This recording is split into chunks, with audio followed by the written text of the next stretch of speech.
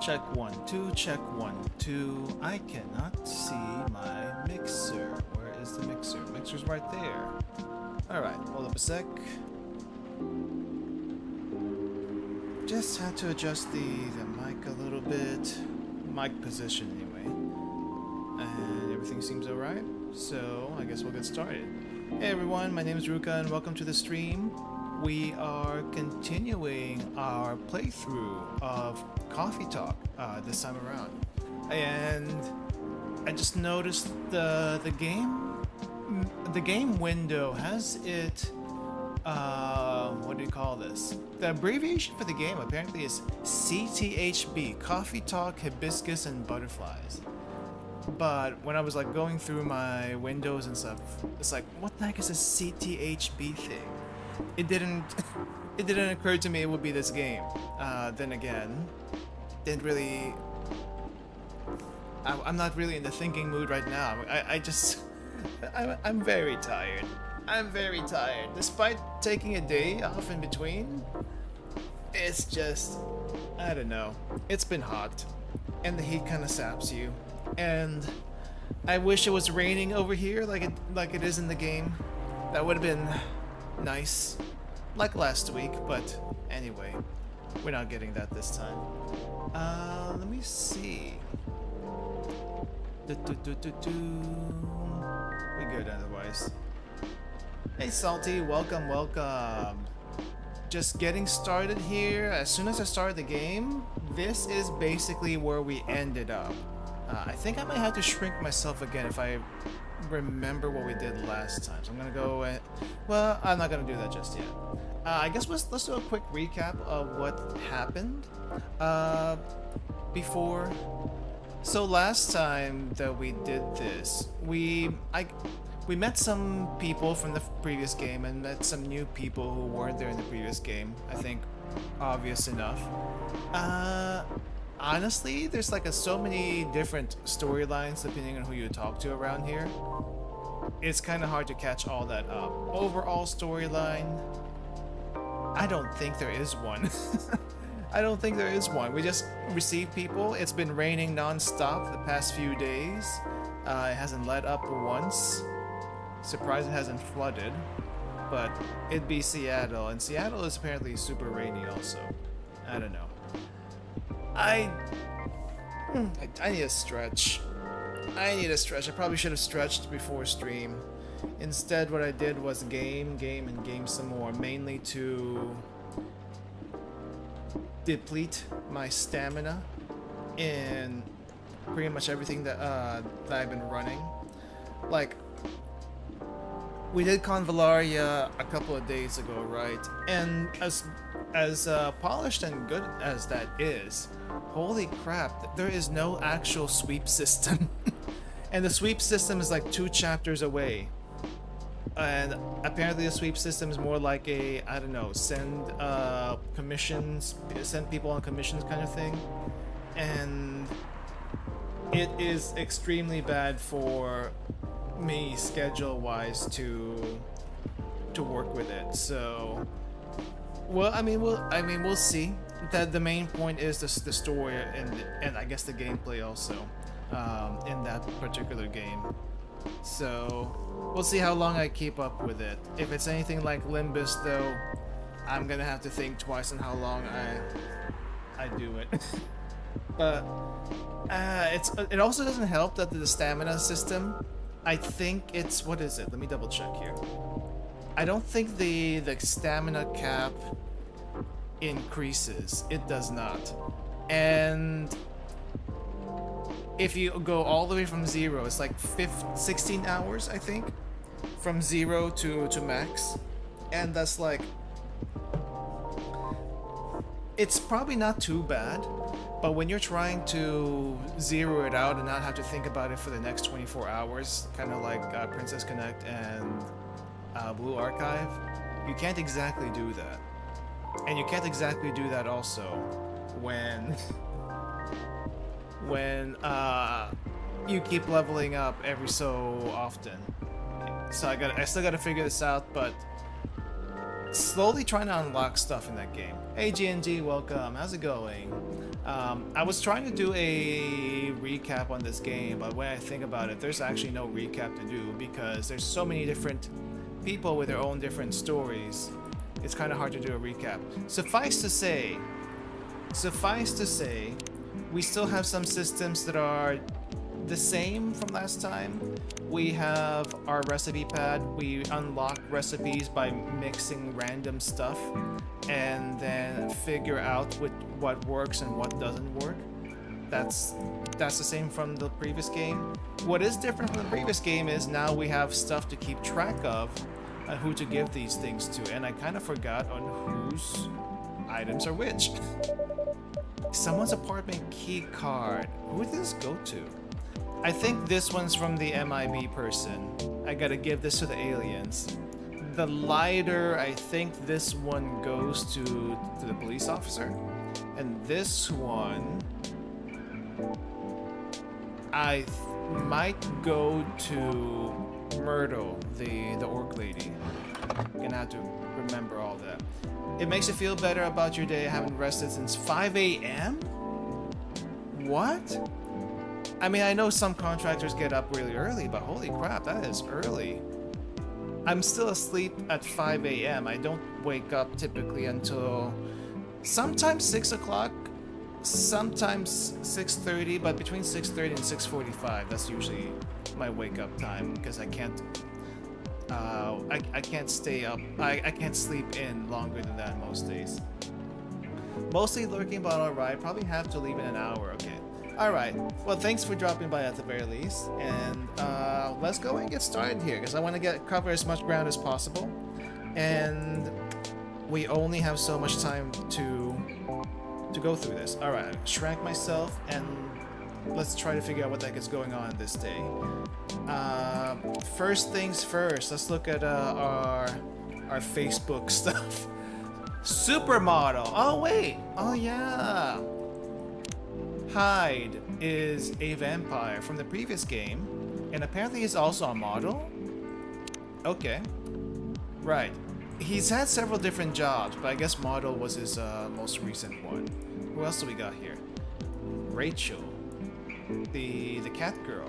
literal cat girl. Secret project? Alright then. Let's see. Myrtle. Currently hooked on this mega tactic game. The mechanic is very interesting and inspiring.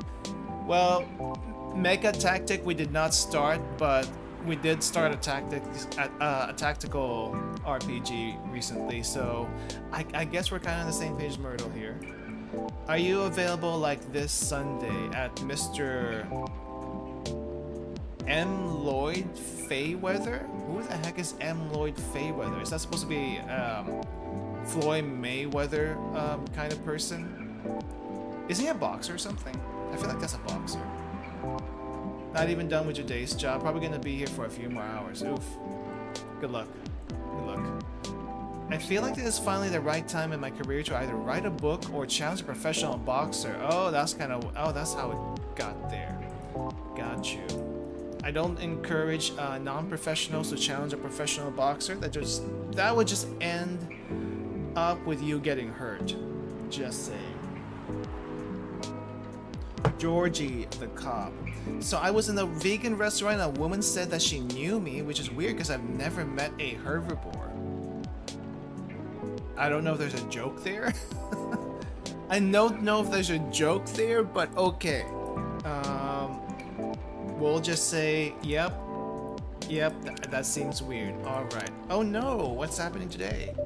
Seems like we're out of ginger. Okay, no ginger additives to our drinks today. Which, by the way, I don't think we've served a single cup of coffee in the last playthrough. All we've served is tea, and tea, and we've been getting tea in return from all of our clients. Like, what the heck?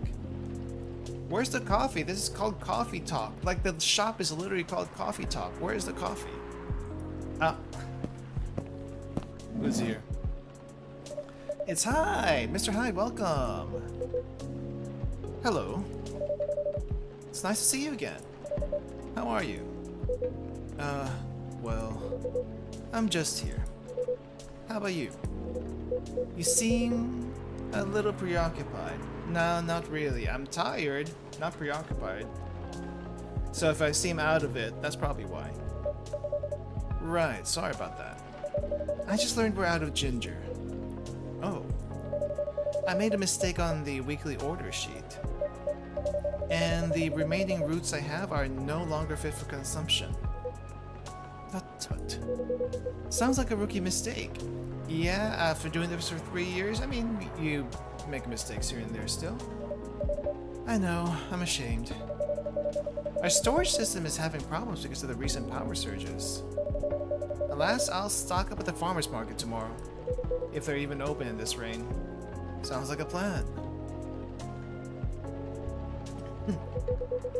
You're really busy as usual, I see. Yep, really busy. You're our first customer today.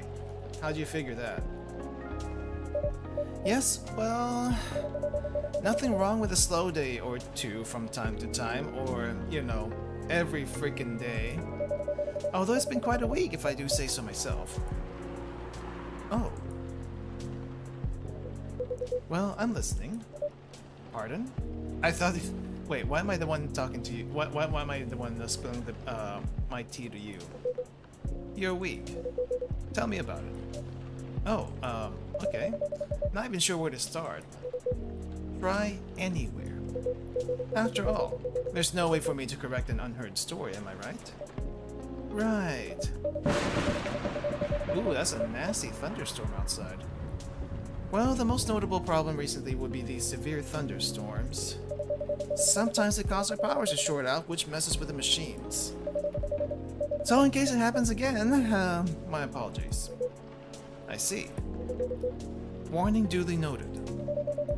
There has also been this ongoing car vandalism in the neighborhood, right? That is a thing apparently.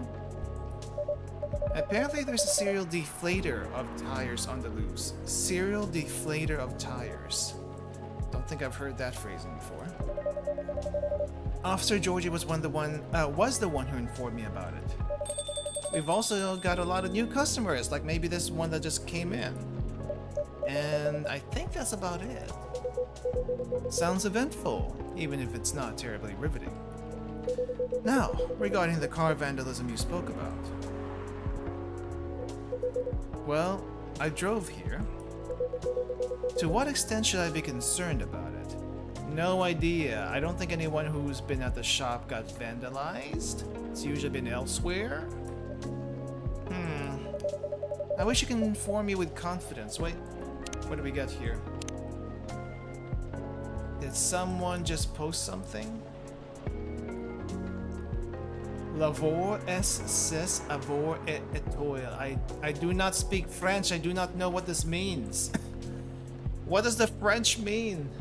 Lavor es avor es etoile. I have no idea. I don't even know how to pronounce that. Unfortunately, I don't know much about it, so I can answer that. Oh, Georgie! Remind me to give you your lighter back. There's nothing to worry about. Your car's gonna be fine. Officer Georgie, welcome. Hey, I managed to track and narrow down the vandal strike zone, you see. Because the culprit seems to have a favorite spot. Really? Yep, it's nowhere near here. Miss Riona told me her car was affected as well, by the way. That's so. If she comes back, can you ask her where she parked? Will do. Appreciate it. Anyway, my investigation's still ongoing, but I'd say this area is pretty safe. So you can relax. I see. Anyway, good evening, y'all. Yeah, I mean, I think Georgie's on the short side for the most part. But no one is as big as Gala, the werewolf guy that showed up last time. He's gigantic. I think Hyde is a little bit smaller than Gala, but you know, werewolves and vampires, historically, if they had to fight each other, I don't know. I feel like the werewolves versus vampires thing was like a recent thing in media. I don't think that's actual lore from ye oldie days.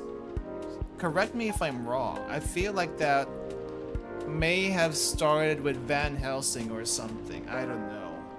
Sorry for blocking the entryway earlier. I was finishing off my last cigarette. And he didn't notice that his lighter was gone? Because it's time to start a new one. Do you mind? Not at all. Mr. Hyde, meet Officer Georgie. I thought they met in the last game, actually. He's in charge of the night patrols around here. Cheers. I guess not.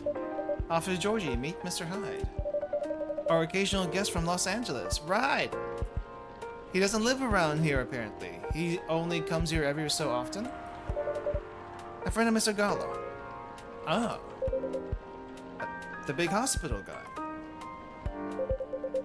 Then I guess I've seen you around a bunch. Los Angelino, huh? Los Angelino. Not for much longer, though. Oh? I'm in the process of finalizing my move back here with my modeling agency. Oh, that's wonderful news. You lived here before? Mm-hmm. For about 40 years. When did you move to LA then?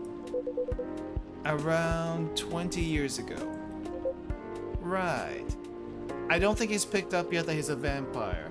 Just that this guy is a model, and he's been doing this for at least 40 years, but he doesn't look an age above 20 or 30 maybe. The whole thing with the werewolves versus vampires was someone thinking, wouldn't it be cool for these two popular monsters to fight each other? Okay. I had a feeling that was a recent thing though. Definitely not something that came up from the 16, 17, 1800s kind of thing. Huh. might as well tell him that you're a vampire at this point. Let's just say I'm nowhere near as young as I look. Oh. Models, vampires, gotcha. You know what? I don't think I actually I don't think we actually got the what do you call this? Explanation how a vampire can be a model with a whole disappearing from mirror trick, which might also mean disappearing from cameras trick. Or maybe it might actually be a thing. Oh well, he did take a selfie of himself for Facebook, so maybe cameras are an exception. Maybe that's not an actual thing in this game, now that I think about it.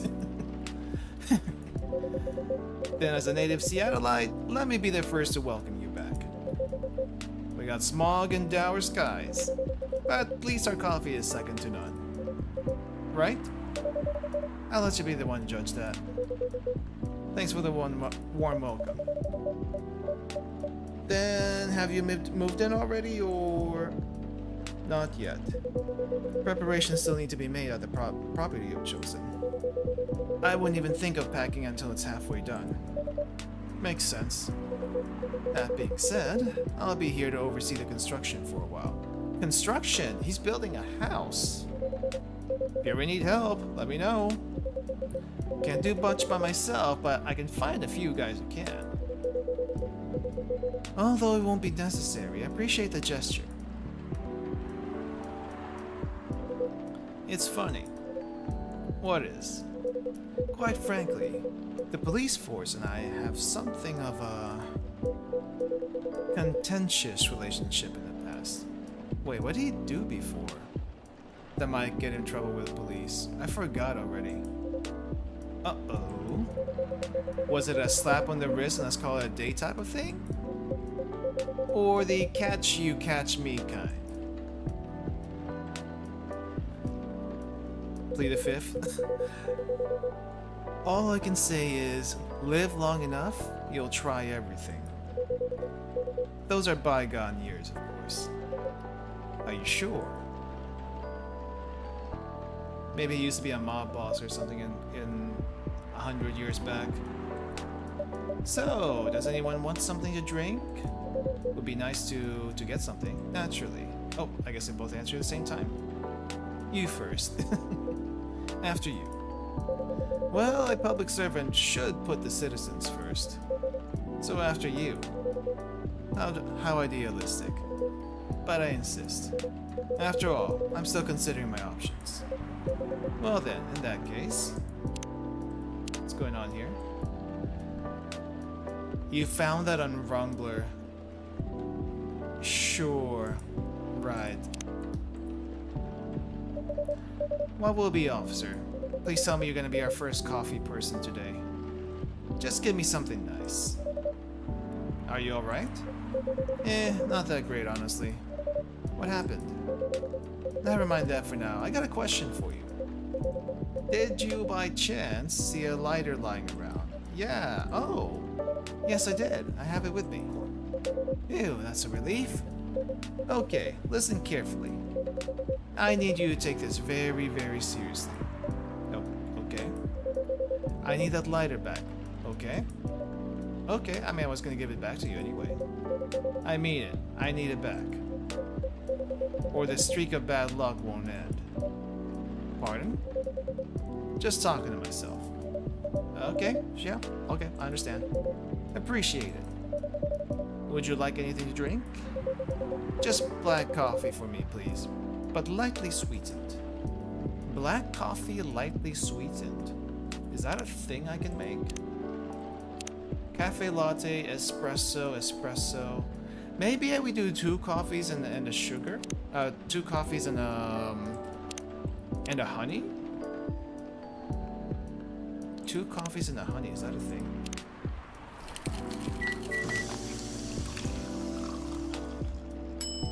Well, you said lightly sweetened, and we gave you the sweet coffee.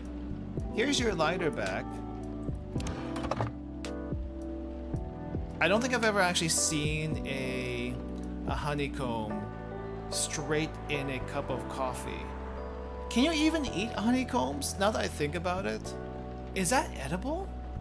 I thought it was just made out of wax. So, it wouldn't taste much of anything, much less be tasty at all. Oh, we got something? You think you can? I honestly do not know. That's what I'm asking. Birthday, June 1st. Got you. What else do we have here? Oh yeah, we got the sweetened coffee. Sweetened coffee. Coffee, honey. Lightly sweetened and frothed. Beeswax, I imagine, would be chewy. I need to try one of these days if I get the chance. Just for kicks and giggles. Finally. Hello, old friend. Thanks. I suppose I owe you an explanation. I told you before, right? This lighter's my lucky charm. When it goes missing, my luck gets really dicey. Almost got hit by a falling fan at work. Broke the missus's favorite mug. Nearly swerved my car into the sidewalk because a black cat jumped into my lane. Oh, was that Rachel? We'll probably have a talk with her later. A black cat. Not even a raccoon. I swear I'm not making this up. If that wasn't a sign, I don't know what is. And well, daughter's still mad at me too. Well, I don't think that changes much of anything. The lighter has nothing to do with your daughter. Anyway, glad to have it back. Thanks for keeping it safe for me. You're very welcome. Here's your sweet coffee to sweeten your evening, officer. Cheers. That really hits a spot. I'm glad to hear that. Oh, another thing? People be posting like crazy today. No, not the ad. I am not liking this thing. Skip ad. Skip ad. Let me see. How does a pod actually look like, though? No, absolutely not. Skip ad. Ready to make your order?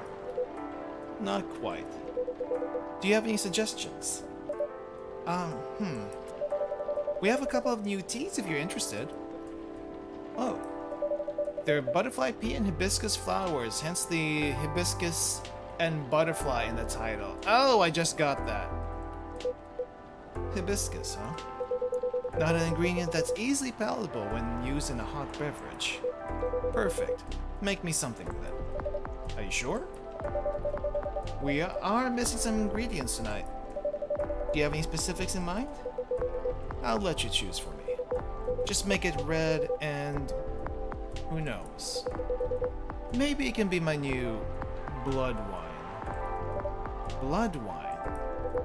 It's a fake blood cocktail I used to get here. Back when it was still a bar.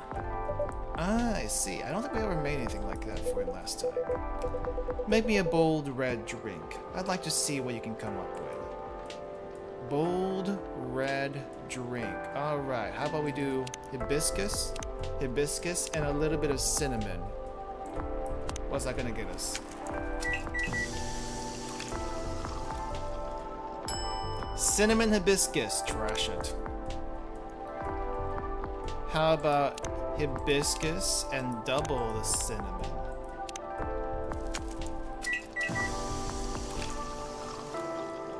Still hibiscus cinnamon. That is a no-go. What if I just give you straight up hibiscus?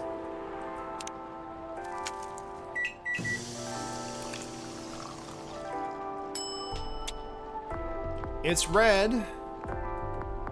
It's not a special drink. It's just hibiscus tea with a fancy little flower petal on it. But I got nothing else. I got nothing else to that I can mix with it. So I guess we'll just serve it as is. Here you go, sir. Something red. So this is a drink you thought I might like. Honestly, I'm not entirely confident, but it's the best I can do tonight. Yeah, no ginger. We can't spice it up like we normally would. What else do we have here? We got hibiscus milk and honey, hibiscus milk and cinnamon. None of these are blood red. Has a cranberry-like tartness with floral undertones. Great source of vitamin C. Is that actually a thing? Is that actually a thing? Huh. Alright, what else do you have got on you? Birthday, February 8th. Vegan vampire. Professional model. I don't know what a vegan vampire means, but I think they briefly mentioned it in the last playthrough. As long as it's not human blood, it's vegan. Which doesn't make much sense to me, but okay. Sure, we'll go with that. Looks peculiar enough. How is it? It's tart. Astringent. Do you like it? You tell me.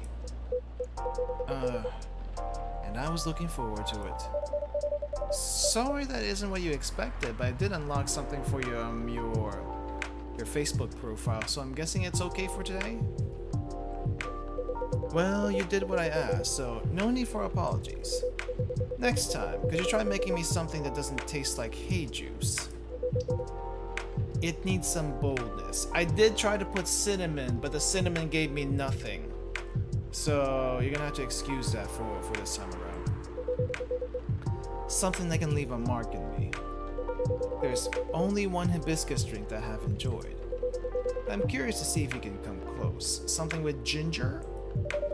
I'll try my best next time. Welcome! Who's coming in this time? Oh, it's him! After posting the ad. Hey, kid. He's a bit preoccupied, it seems. There. Damn. Oh. Oh, dang! Hello! Pops, nice to meet you again. Nice to see you again. What's up? What's going on?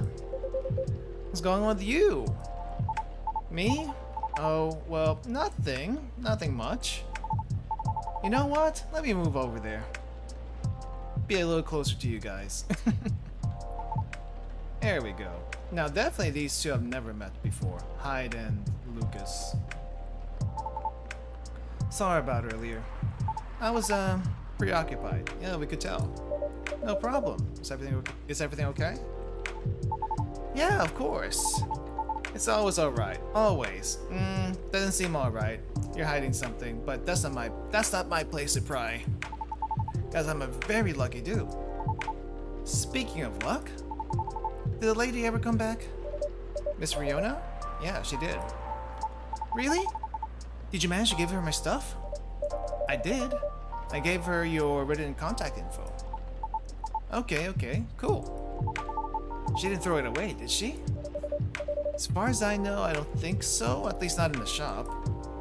Great! You trying to reach the soprano lass? That's right, Pops.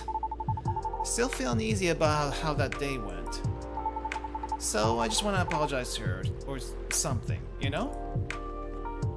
Okay. So I guess I just have to wait for her to contact me, huh? Think so, yeah, unless you meet her in the shop. But what if she doesn't contact me? What should I do? Then that's that. That's her choice. You're so right, Pops. Didn't think of you as someone who had trouble reaching out to people like this. I know, right? It is what it is. Okay then, I'll wait. Any hoodle? What the heck? Any hoodle. It's nice to see you again, Pops. Likewise, kid. Hello to you too. Sir? Hyde. It's Hyde. Awkward.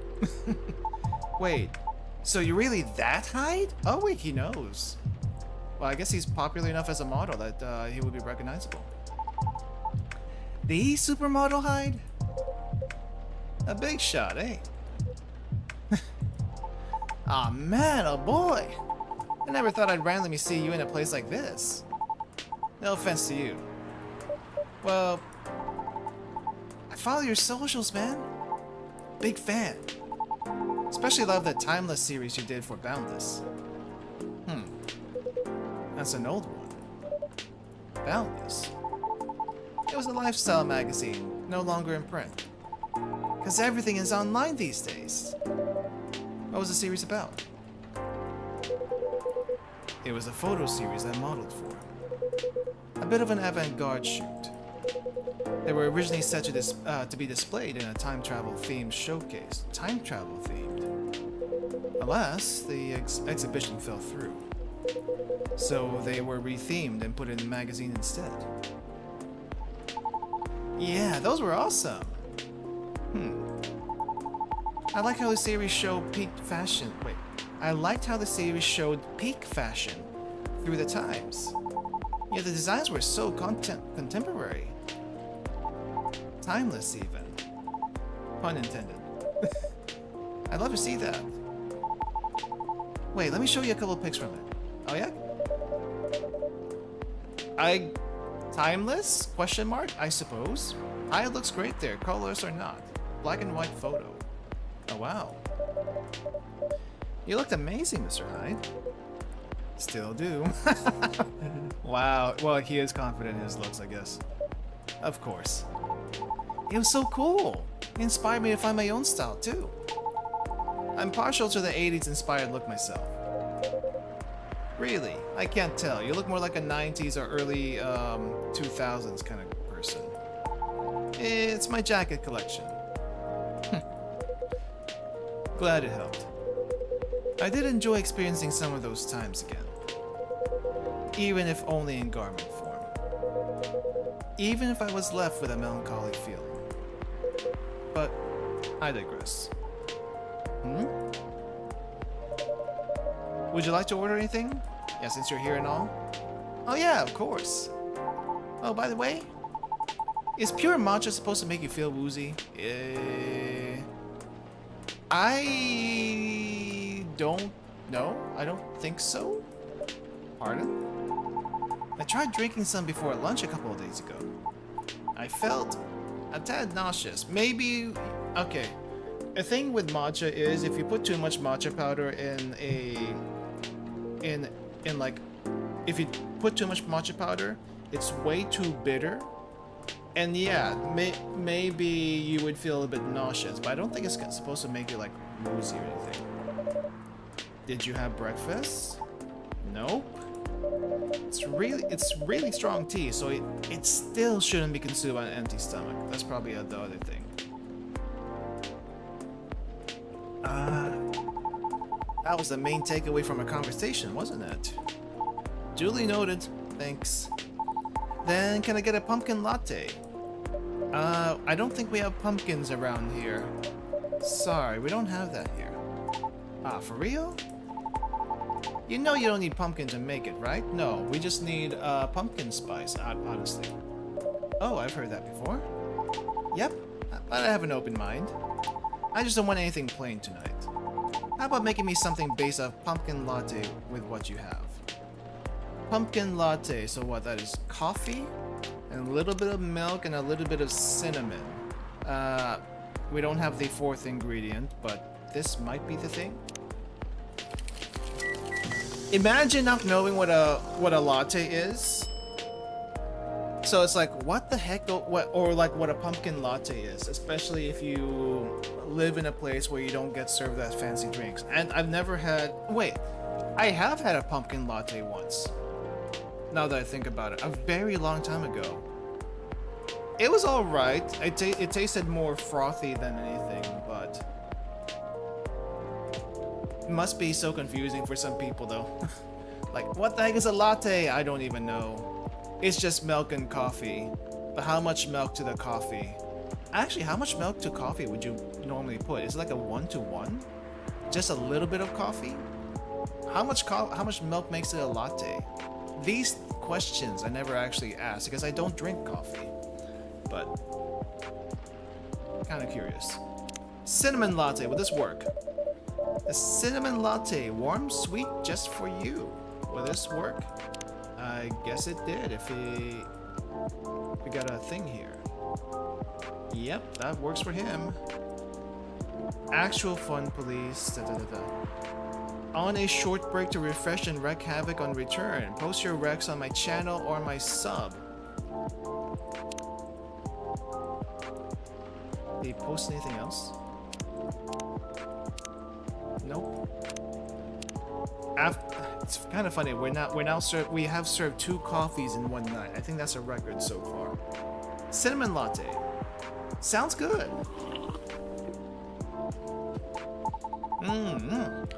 Good call on the cinnamon. It is the star spice of the fall season, after all. And any season, to be honest. Oh yeah, you're right. Like pumpkin lattes. The warmth cheers me right up. Thanks. Don't mention it. Give Lucas all the correct drinks? Wait. Is this the last time we're gonna meet him? Excuse me? I just got like an achievement. All the correct drinks. Spoilers much. So what's the matter? Huh? Why you need cheering up, kid? Oh, about that. Just the usual work stuff. A few disagreements here and there, you know? Any working team will eventually have them once or twice, right? Right. What do you do? I'm a vlogger slash influencer. I hate that word, influencer. I mean, I guess, was it an Instagram thing? But YouTubers at one point stopped being YouTubers and became influencers. And I'm like, what the heck? Yes, you do influence people by the stuff that you showcase and stuff. But it's like, I don't know. It doesn't sit right with me. I review a lot of lifestyle things like fashion, places, food, etc. on social media. Sometimes I do skits and such on my channels too. And pranks also.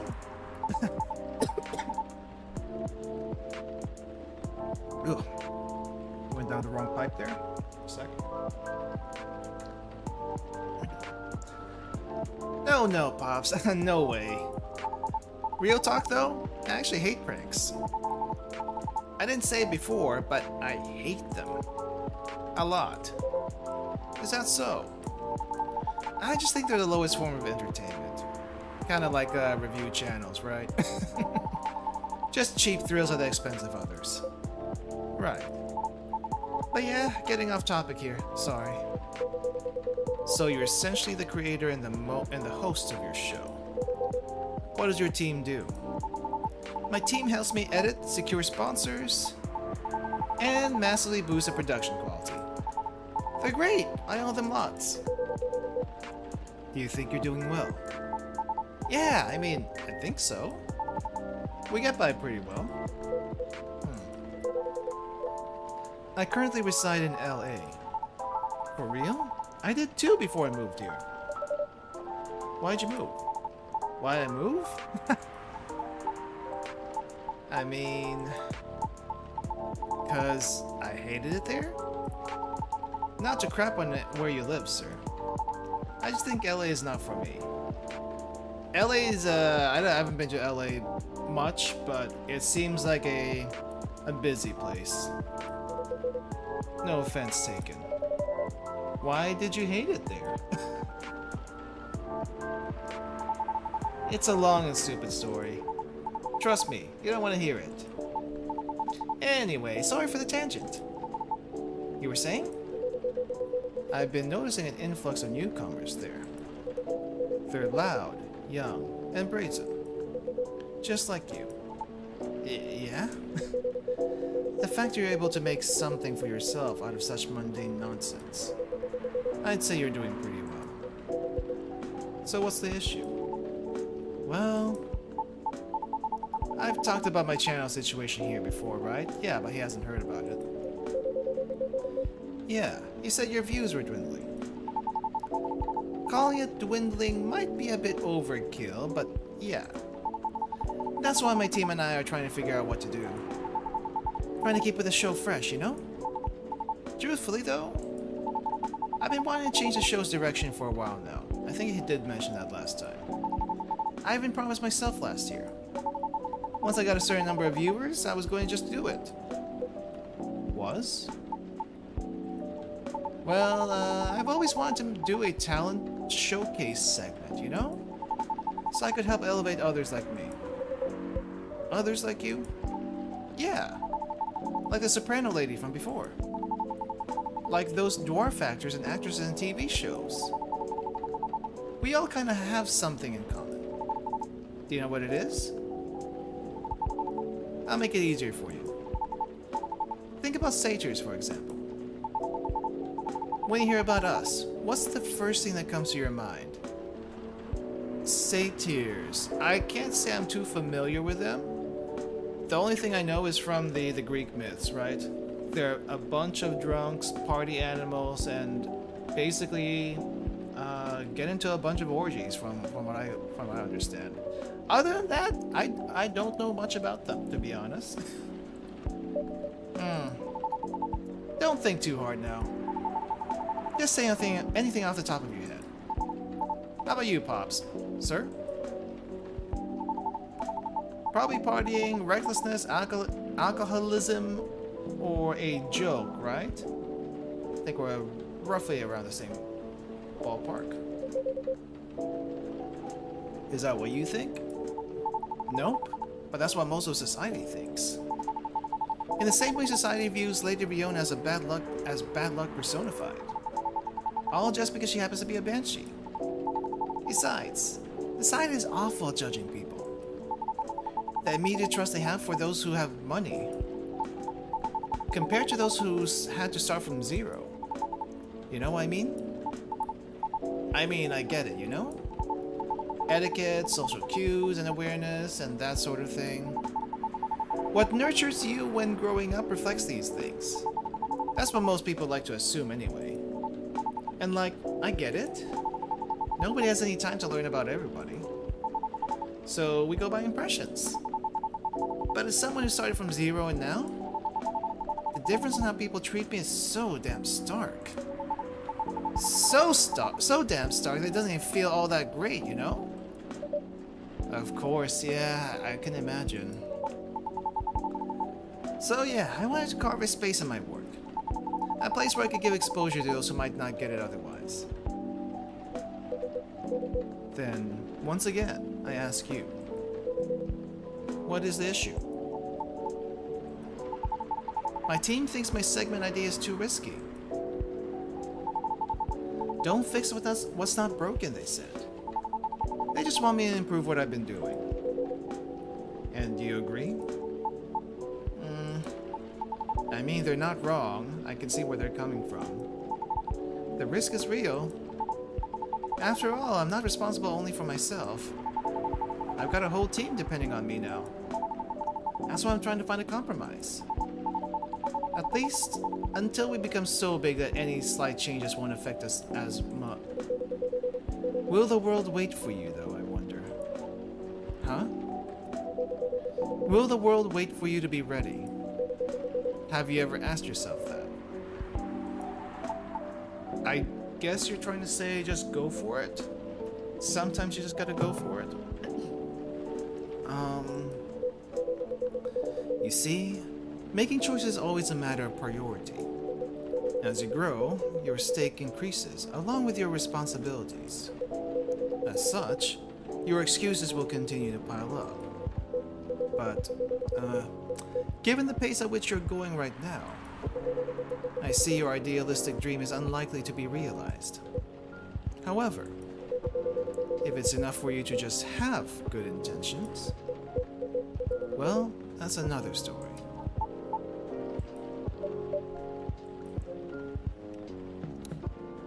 Okay, who just posted just now in the middle of this serious conversation? Rachel? Yeah, so ready to be tucked in bed. Did my best today, hope you did too. Nice. A little blunt, aren't we? Well, he is a vampire, he's very long-lived. He will be as blunt as he needs to be. So, don't fault the old man. Do not fault the old man for being straightforward. Am I wrong, though? Hello, Rori-san. Welcome. Sashiburi ne. Sashiburi. We are doing coffee talk today. I think we're still in the same day. We haven't changed days yet. We're trying to figure out this this guy's issue right now with the direction of his I guess YouTube channel.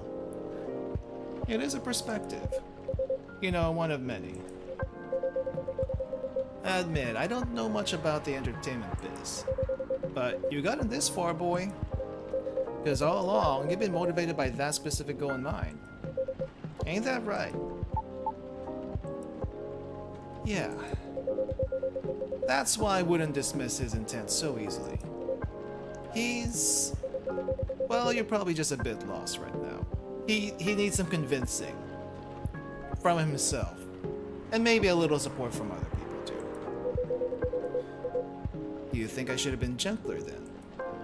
Nah. I needed the whipping. He needs the push. The push came from this guy.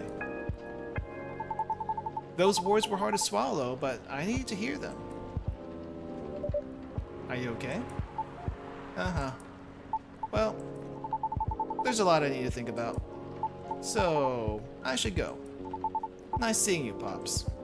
And thanks for your advice, sir. Thank you, too. Hang in there. Yeah, y'all too. See you around. Y'all. Y'all is not a very common thing to say from LA or even Seattle. Interesting. Where the y'all come from? Well, I've stayed too long already, so I better go do my work. Don't want to get my pay docked, you see? Nice meeting you, Hyde. We'll see each other more often soon, I'm sure. Hopefully nothing work-related. Have a good night, officer. You too. Be safe out there, officer. Will do. Until next time.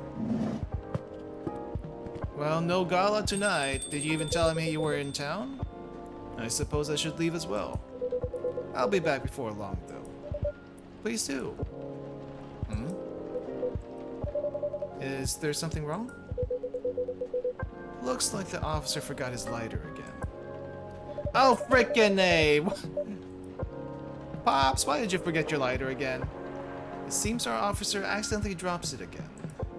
Okay. It exudes an interesting feel. Is it actually possessed, I wonder? Possessed with good luck. Oh, what a curse. Oh no, you're right.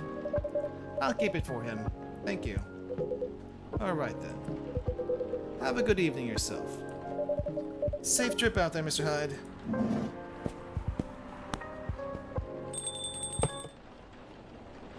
That was a long night. Longer than I expected it to be. Bitter heart. Okay, what's in the bitter heart? It looks like it's... Is that a latte? It looks like a coffee, ginger and cinnamon.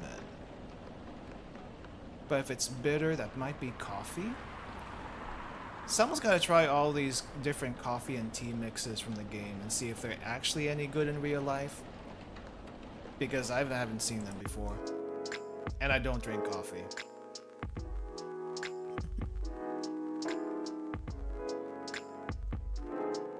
We're open on a Sunday too? Don't we have a day off?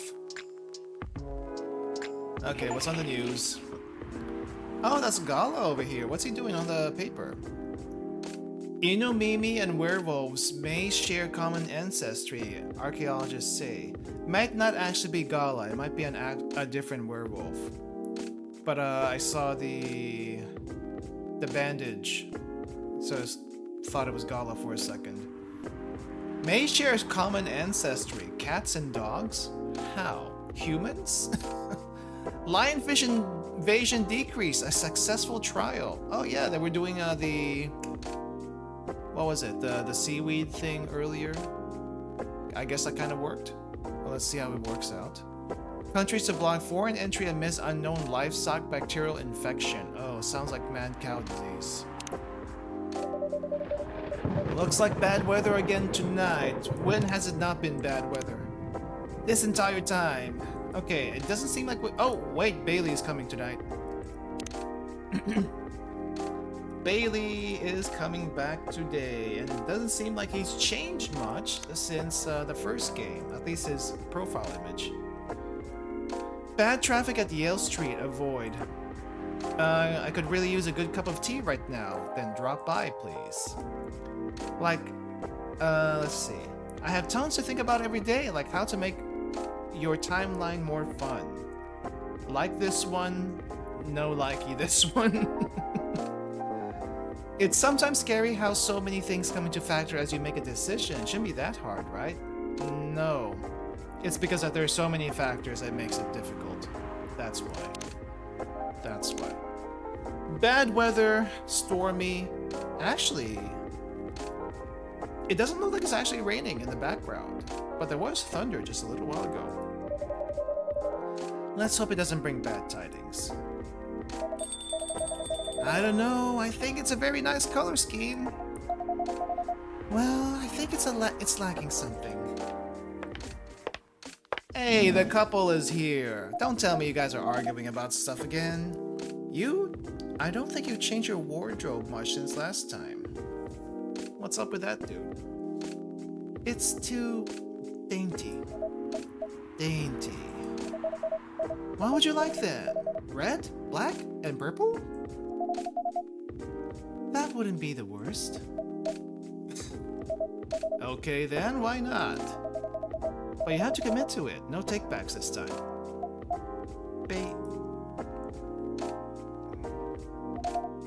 I don't know. Maybe. Why so indecisive? What are we trying to decide on? Let's take a break from the topic. I only have time for a quick drink before I get back to work. And it's not like we're going to decide now anyway. Maybe that's the problem. How are we supposed to plan this wedding if we keep postponing every choice we need to make?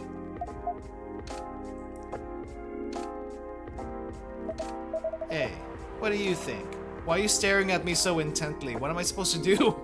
What am I supposed to do? I have no input in this matter. Leave me out of this. Pale green, lilac, daffodil yellow, or red, black, and purple? Pale green, lilac, and daffodil yellow. Very floral, very bright. Or red, black, and purple. For a wedding? Red, black, and purple for a wedding? Neither of those color schemes sound good, to be honest. What would that even look like? Give me the palettes. Why are they asking the barista? Because they need a what do you call this? They need a tiebreaker. The barista's the tiebreaker. Bae, don't put him on the spot. No, it's quite alright. It's just that I wouldn't know. What do you mean you wouldn't know? Aren't you a graphic designer? This is your wedding. Your opinion matters, not mine. Yeah? Yeah? I mean, if we're talking red, black, and purple, that's not a bad color scheme, but for a wedding? Black especially? Trouble is, we don't know what our opinions are. And when we think we do, we change our mind. It's like the centerpieces.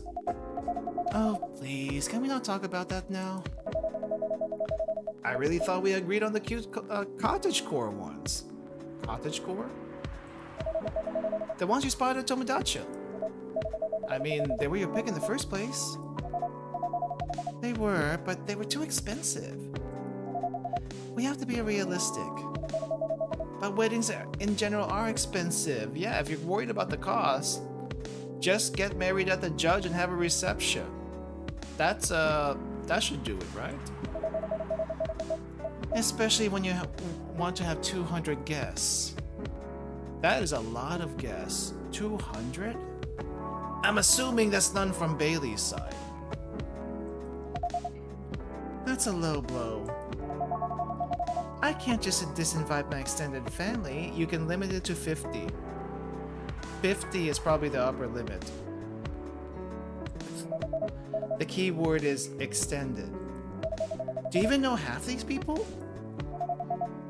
That's not the issue. If I invite one of them, I have to invite them all. It's like a domino effect. How big are the families?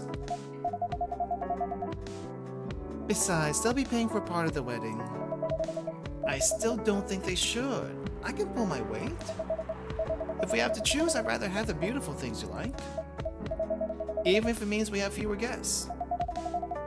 Well, if my family's not chipping in, we may not be able to afford either. Thanks for the vote of confidence. I don't want our wedding to just be a random meal. With a bunch of people we're not even that close to. And I said I'll make sure we can afford a dream wedding. Or die trying. I don't want you to. Really? Right now, guys? In front of my coffee? Saved by the bell. That's work. I really can't linger. So she didn't even order coffee before she had to leave. I think I'll have that drink now. Oh, okay. Of course. What can I get you? Something that'll keep me awake. I still have work to do and my head hurts. So I guess strong coffee would be good. With a nice spicy kick, please. Any preference on the spicy kick? No, any strong coffee with spice will do. Okay, we're gonna try something experimental. Coffee with ginger. If that's not kick enough, I don't know what is.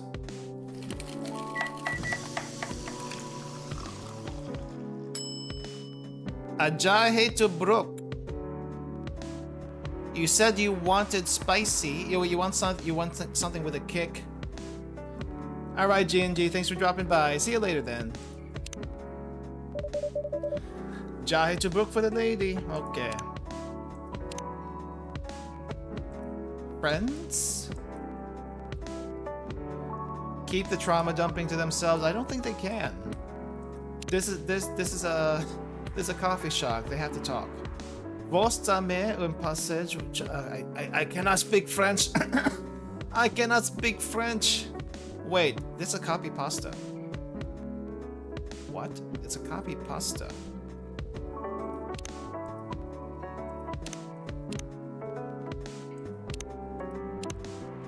Ginger presides over the ground coffee at the bottom of the cup, originally from Indonesia. Yeah, kind of figured that. By the way, the devs are Indonesian, if no one knew about that. Oh, what oldie goodie. Pretty sure we made that in the last game. Perfect. I can feel myself relaxing already. Baileys, do you want some alcohol in your coffee? We got some Baileys for the Baileys. What? You're weird. That thing doesn't even smell relaxing to me at all. You're weird. I guess we're both weird. Oh, someone else came in. Who's it this time? Someone that can help this relationship along? Oh, it's Hyde again! 2 nights in a row. My lovely weirdo. My perfect misfit. Yeah, you three know each other, don't you? This is so much better. It really is. Are you just gonna stare at each other, or are you gonna order coffee? Have I mentioned I love your smile? Never enough. Ugh. Disgusting. I'm going to need something real spicy to wash this down. I'd love to serve it to you, Hyde. If Bailey's doesn't want to order, that is. Hyde, sorry, I didn't hear you come in. Yeah, I know. You were too busy doing whatever you were doing.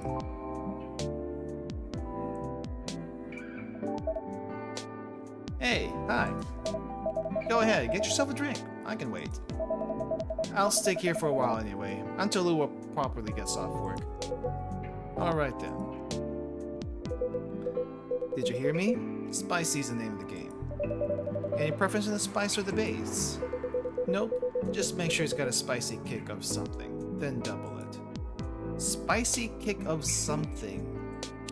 What if we do... Oh wait, we didn't have the hibiscus ginger last time. How about hibiscus ginger and ginger? You said double it. Zobo! What the heck is a freaking Zobo? Apparently this is a Zobo. What is a Zobo though? Okay, well you got blood red and ginger. There we go. Bloodish red. Certified his favorite hibiscus drink. We got stories, no stories. We got hide. Part of my Lost Angels agency? Lost Angels agency. Old enough yet still seeking the truth and purpose of life. How I don't know what to call that. Insightful? Probably not. Zobo. Traditional Nigerian drink with an invigorating ginger kick supported by cloves and pineapple. Oh, that's a pineapple. Where the heck did we get the pineapple from? Pineapple and tea though, probably not the weirdest combination. Pineapple and coffee might be weirder. I felt up for a challenge, so try this. If you don't like hibiscus in this guy, you never will. Let's see if you crack the hide code. Yeah? Well, this is kind of troublesome. You know me a little too well. So I take this works for you. There's a perfectly executed Zobo if I ever tasted one. Glad to see you've made good use of your ginger resupply. So you knew I couldn't get it right last time. Forgive an old man his old man jokes. Anyhow, this is the only acceptable way to drink hibiscus. I used to have a friend in Lagos who made me Zobo like this. Every time I visited. She lived near the harbor. She would sit down and drink it and watch the boats float by. That sounds lovely. She was a good friend. She isn't anymore? When you've got a vampire's lifespan, friends come and go. Well, that's sad. You get used to it. Isn't this where you say something about enjoying each moment even more? Or grief being the price to pay for love? Love? I don't think anyone mentioned that. I'm afraid it's a lot more mundane than that. Some things you forget, and for others, you just get better at moving on. Anyway, speaking of enjoying the moment, your family troubles have sorted themselves out, yes? Still on the marriage track.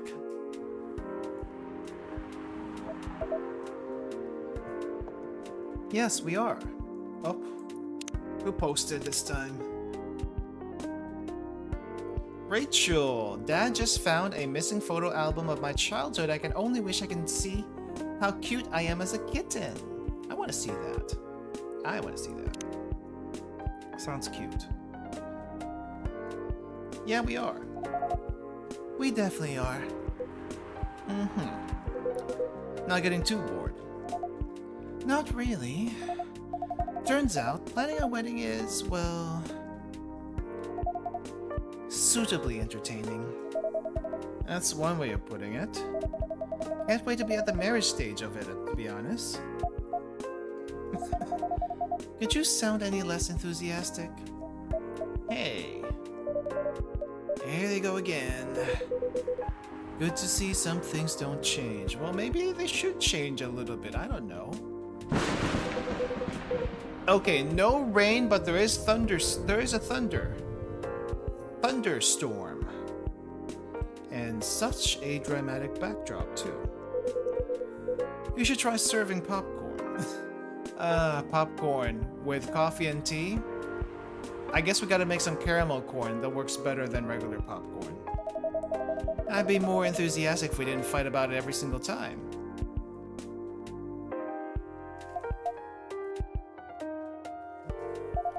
No, I'm not engaging with this right now. She is stubborn. Very stubborn. I've got to go to work anyway. Right. And I'm going to have a drink. Too bad this ain't a bar. Bye. And bye. See ya.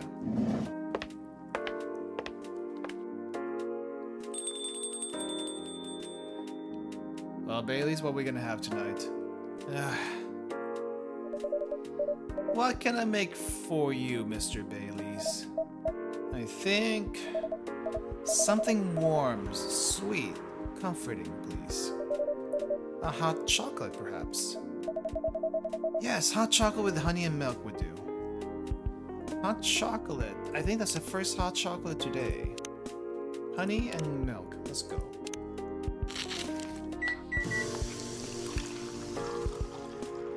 Milk, honey, chocolate. This is probably not it. Maybe in the actual order he requested it.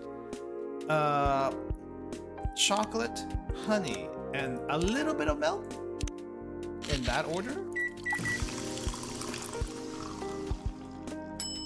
Chocobi Murku. Chocobi Murku. Chocobi Murku. Sweet, nourishing, healthy chocolate. But with a lot of honey and not as much milk? Really? Freelance designer. Ah, he's not a graphic designer. He's just a regular designer. #1 pumpkin spice fan. Too bad for no pumpkins. Perfect. This feels so good. It means a lot that you're always looking out for all of us. On a miserable night like this, it's heartwarming. Of course, you're valued customers. Yeah? I hope Lua didn't get too soaked. You do care about her. You do care a lot about her. Of course I do. Then why all the fighting? I wonder! Some couples do be like that sometimes. You tell me. I feel like she starts it most of the time. This wedding is bringing out the worst in us. Since we sorted out the situation with my family... You mean since you cut them off? Yeah, since I stopped talking to their judgmental faces. Right. His family did not like the idea that he was marrying a succubus. I don't exactly remember what the reputation of succubi are in this universe, but it's probably not the same. Not quite the same in ours. I do wonder why they keep fighting all the time. I'm assuming it's probably because of her. She starts it. She starts it for some reason. Lua and I haven't fought about anything. Until now. Every time we try to organize this thing, it's like we become different people.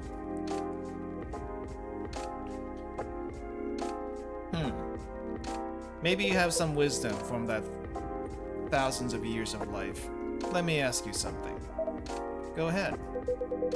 What do you want from this wedding? What do you mean? How do you mean? It's not complicated. I'm just asking what you want. If you close your eyes and picture the day, what do you see? Honestly? If it were me, I wouldn't be able to imagine it. At least not right now. I have no clue. Same, dude. I know Lua is there, but that's about it. It's not a bad start, in truth. But if you don't have specific expectations, why don't you just let her do what she wants?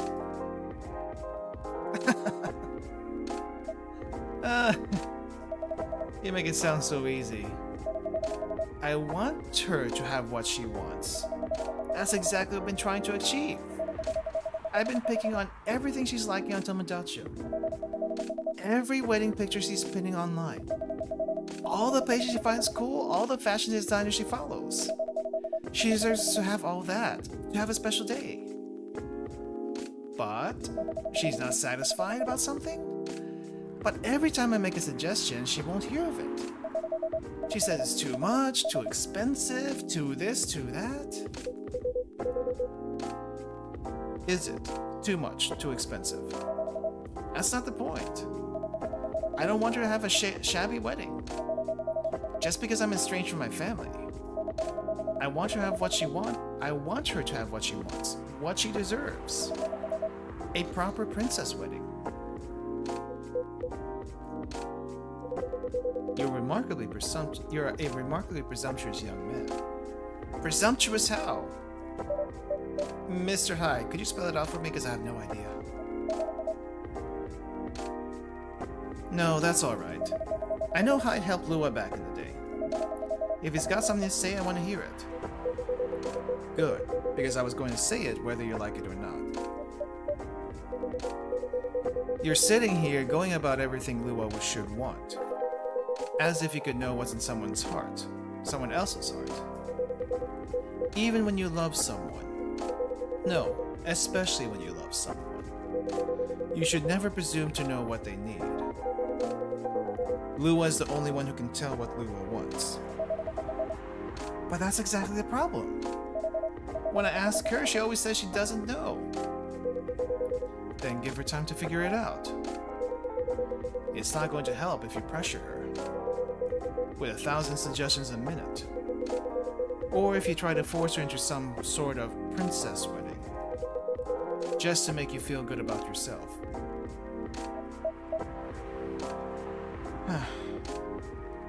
That's kind of a tough situation, to be honest. I wouldn't know what to do in this particular instance. But what if it takes so long we reach old age and we're still not married? If you reach old age and you're still together, married or not, I think that counts as a win. And since we're talking about taking some time, you should also use that time to figure out what you want. Otherwise, the best you'll get is a wedding, based on your skewed idea of what Lua's wedding should be. I guess if you kind of think about it, when most weddings happen, it almost seems like the guys have zero to no input, or at least no idea where the guy fits in the wedding themselves. And I have no insight in this either, not having no experience in this kind of thing. But that's what I've seen, and I'm not exactly sure how it should be, ideally. Like, there's the payments and all that stuff, but what should it look like? No idea. Things to think about if you ever probably want to go that route. But it makes you wonder sometimes. It sounds pretty sad to me.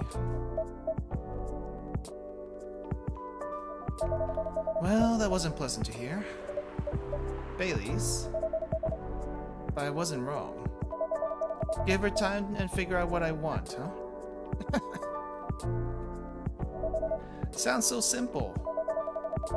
Should have thought about that before, I guess. You're not bad at this tough love thing, are you, Hyde? Old man privileges, that's pretty much it. Perhaps I should consider a career in couples counseling. That doesn't sound nearly as much fun as modeling. Doesn't it?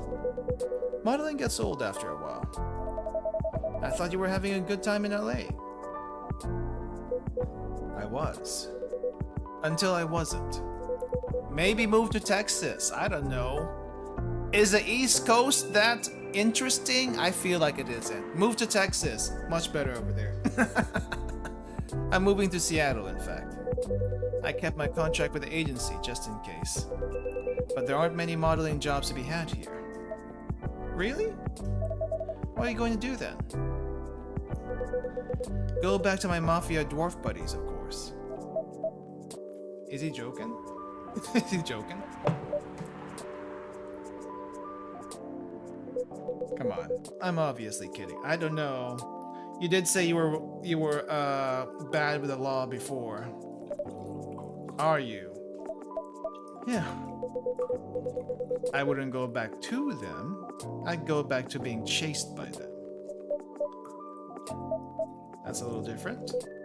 Besides, I check in on them, and everyone I used to find entertaining has retired now. Wait. I checked in on them, and everyone I used to find entertaining has retired. Oh, used to find entertaining. Huh. How would you keep yourself busy as a vampire if you lived basically forever? I wonder. Meanwhile, the grandkids manage the whole enterprise. Like it's some sort of startup.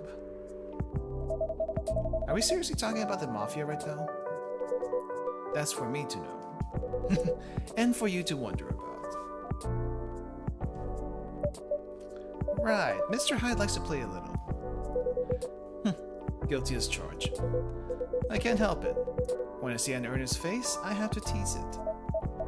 I'll take that as a compliment. But also, what's wrong with managing things like a startup? Sounds like a pretty efficient approach, right? You young people. Impatient in business like you're impatient in love. Efficiency isn't everything. I have all the time in the world. I don't care if things are done fast. Yeah, but some people don't live that long, so I want them done right. But that's also right. Maybe you should go into slow fashion. Or fine arts. If you paint with oils, that'll take some proper time. Fine arts were the first things I got good at a few centuries ago. But my style isn't trendy these days. Oh, I kinda wanna see it. Too much chiaroscuro lighting. Chiaroscuro. And putting blue in skin tones isn't novel anymore. If you're insinuating that you're Rembrandt, if my mafia buddies find out, I'll be in trouble. You're always joking around, Hyde. But for all that, you don't sugarcoat your advice. You're a pretty great listener. I hope you always also have people who listen to you. Only one. Only one. I'm moving here to be closer to them. What was that? Nothing. I believe your phone's ringing. Ah, it's Lua. She's done with work for today, finally. In a hurry to leave, Mr. Bailey's? No, not at all. But I am looking forward to going home. And keep bickering? Nah, I don't think so. I had an epiphany just now. Must be something in the drink. I'm going to leave the topic alone for a little while. Good elf. Are you an elf? Are you actually an elf? I guess he is an elf. Oh yeah, he is an elf. Right. Enjoy your night then. I think I will. Thanks, Hyde. And thanks. Of course. Have a good night, Mr. Bailey's.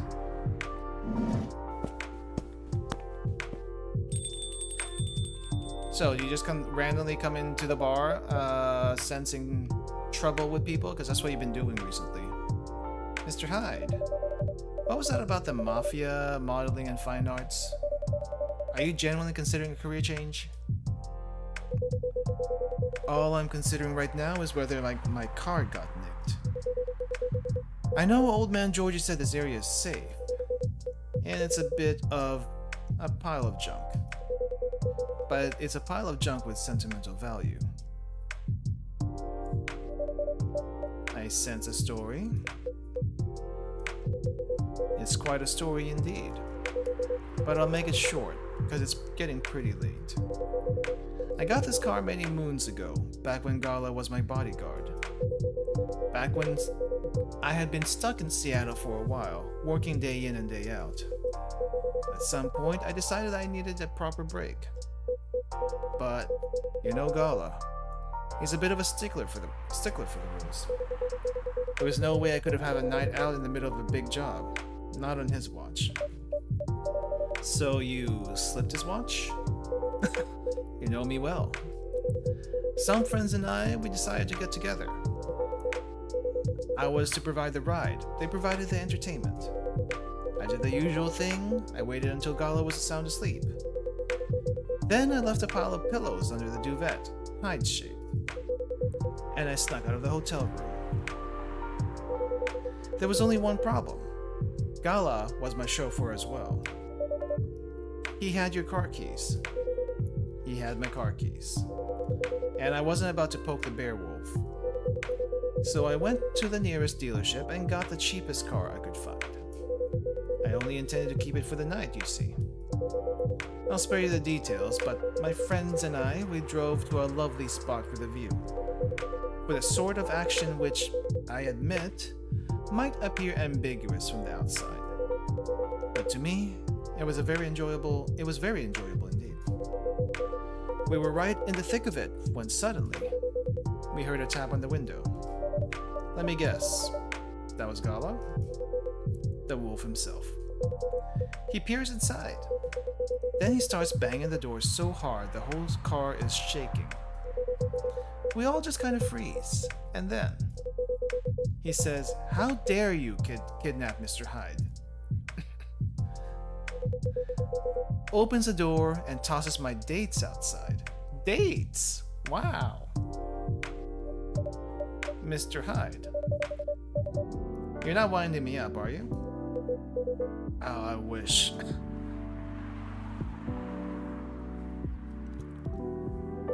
Sorry, it still sends me into a fit just to think about it. He, Princess, carried me out of the car, if you can believe that. That's a conscientious bodyguard if I ever heard of one. Princess Carrie, oh no. The BL community is in an uproar right now. Right? Truly earning his yearly bonus. I didn't even have the chance to explain the situation. At least not until he removed my gag. Gala acted like he was angry, but in reality, he was mortified. If not as mortified as my dates, whom I had to pick out of the grass. Poor Gala. I see where your allegiance lies. Personally, I say poor me. I never saw those lovely friends again after that fiasco. But I couldn't be angry at Gala even then. In fact, I found his chivalry rather charming. Oh no. He didn't seem to find my antics quite as charming though. He had woken up, hadn't found me, and was already suspecting the worst. And that was before he discovered me in a strange car in the middle of nowhere. In a compromising position. Compromising position with a gag.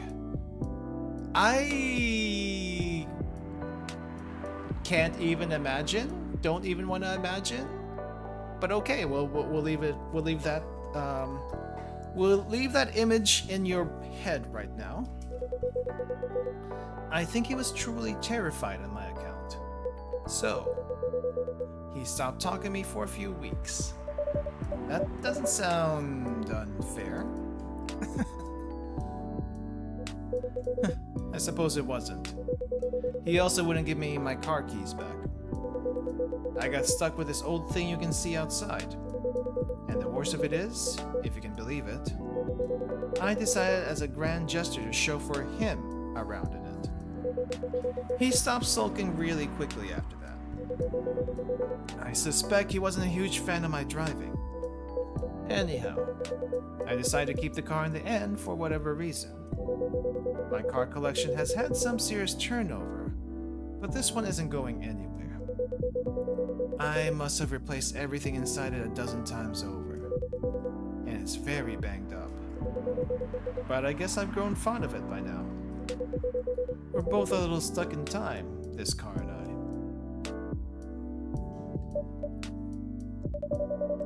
You're rather more sentimental than I thought, Mr. Howe. Sentimental. That's what you took away from that story? I mean, what else were we supposed to take away from the story? But I suppose you're right. Good thing it's only us here. I can plausibly deny this conversation never took place. Still, the rain has stopped and this is my cue to go. Before I lose all my remaining cred. I hope the car is safe and sound. So do I. And yeah? Yes? Nah, nothing. Have a good night. Good night, Mr. Hyde. Does like to keep himself a mystery. And safe journey home. Not our weirdest night, but fairly quiet, all things considered. Oh, here we go with the rain again. Lightly sprinkling this time.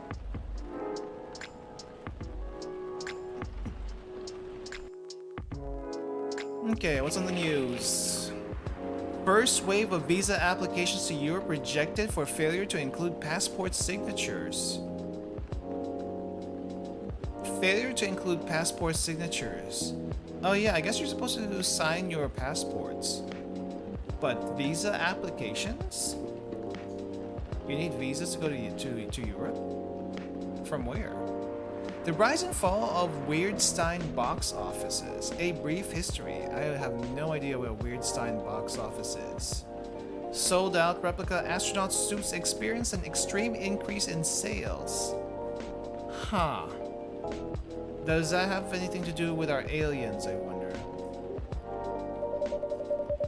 I hope the power hiccups don't affect the machine too much. Let's see. Not as many posts today. Road construction on Leonore Avenue. Oh, she changed her profile image. She's got a guitar now. Interesting. Trucker fell asleep and crashed near the 4th Avenue. No casualties, but quite the property damage. I'd reckon you want to avoid the area for the moment. Dang, that's quite serious. What's going on here, Rachel? I'm not sure what I'm looking at here. Is that a new beanie? It looks nice. Oh no, that's a headphone.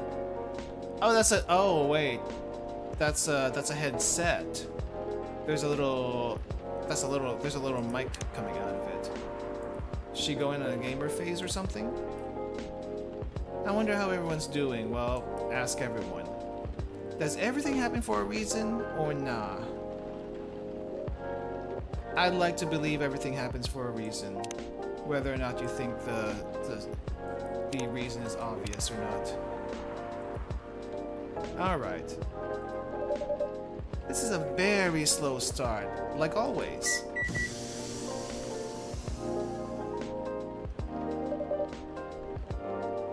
Ah, there we go.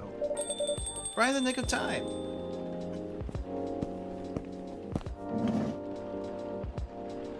Oh hey, speaking of astronaut suits, welcome you two. It's a relief to see you safe and sound. Hi. Yes, we're also very relieved. It was a little scary last time. We analyzed the events of the evening and found them 31.245% frightening and 68.755% distasteful. Frightening and distasteful, do tell. Leaving in such a hurry is not an experience we care to repeat. Hopefully this will be a quieter evening. Yes, that is our wish. Anyhow, greetings are customary in cafes, bars, and restaurants, are they not? Therefore, good evening. Even if in reality it should be good night. We find that very strange. That good evening is a way to say hello, but good night is a way to say goodbye. Is this assuming that you never start an encounter at night? Because that theory would appear to be empirically wrong. You know what? I never actually noticed that. Even if it's like dead of night, you still say good evening when you meet someone at that particular time, but say good night when you're actually saying goodbye to them, or, you know, tucking someone into bed.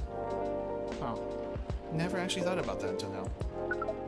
For example, this is the second time we meet, Earthchild. and both times we have been at night. Our 100% sample does not bear out the aforementioned premise. Additionally, the very concepts of evening and morning seem only marginally... Amanda? Yes, what is it? I think he tried to interject a couple of times. Forgive me if I'm mistaken. No, it's alright, I didn't have anything important to say. Truth is, I'm not sure why our greetings have a circadian rhythm. Earthlings are creatures of habit, I suppose. They get attached to certain ways of using language, and often don't question the actual meaning of words, like usual. Yes. At least in this particular case, no one's getting hurt. Since I arrived here, I've observed that some thoughtless uses of language. Wait, what? I've observed that some thoughtless uses of language. That is a weird phrase. Am I reading that wrong? Can have much more painful effect. That some thoughtless use of language can have... Oh, okay. Can have a much more painful effect. Indeed.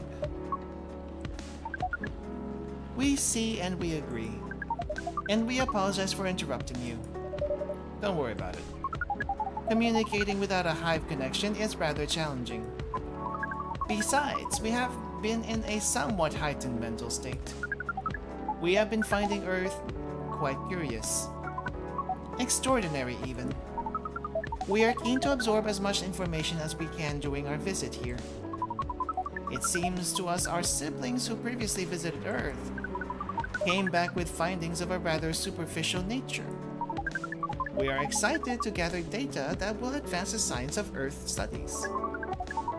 Our return to the hive will be triumphal.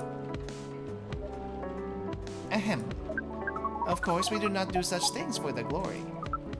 But still, we are looking forward to seeing our work recognized. So are you a scholar, Miss Amanda? Yes, that is a good equivalence of what we are.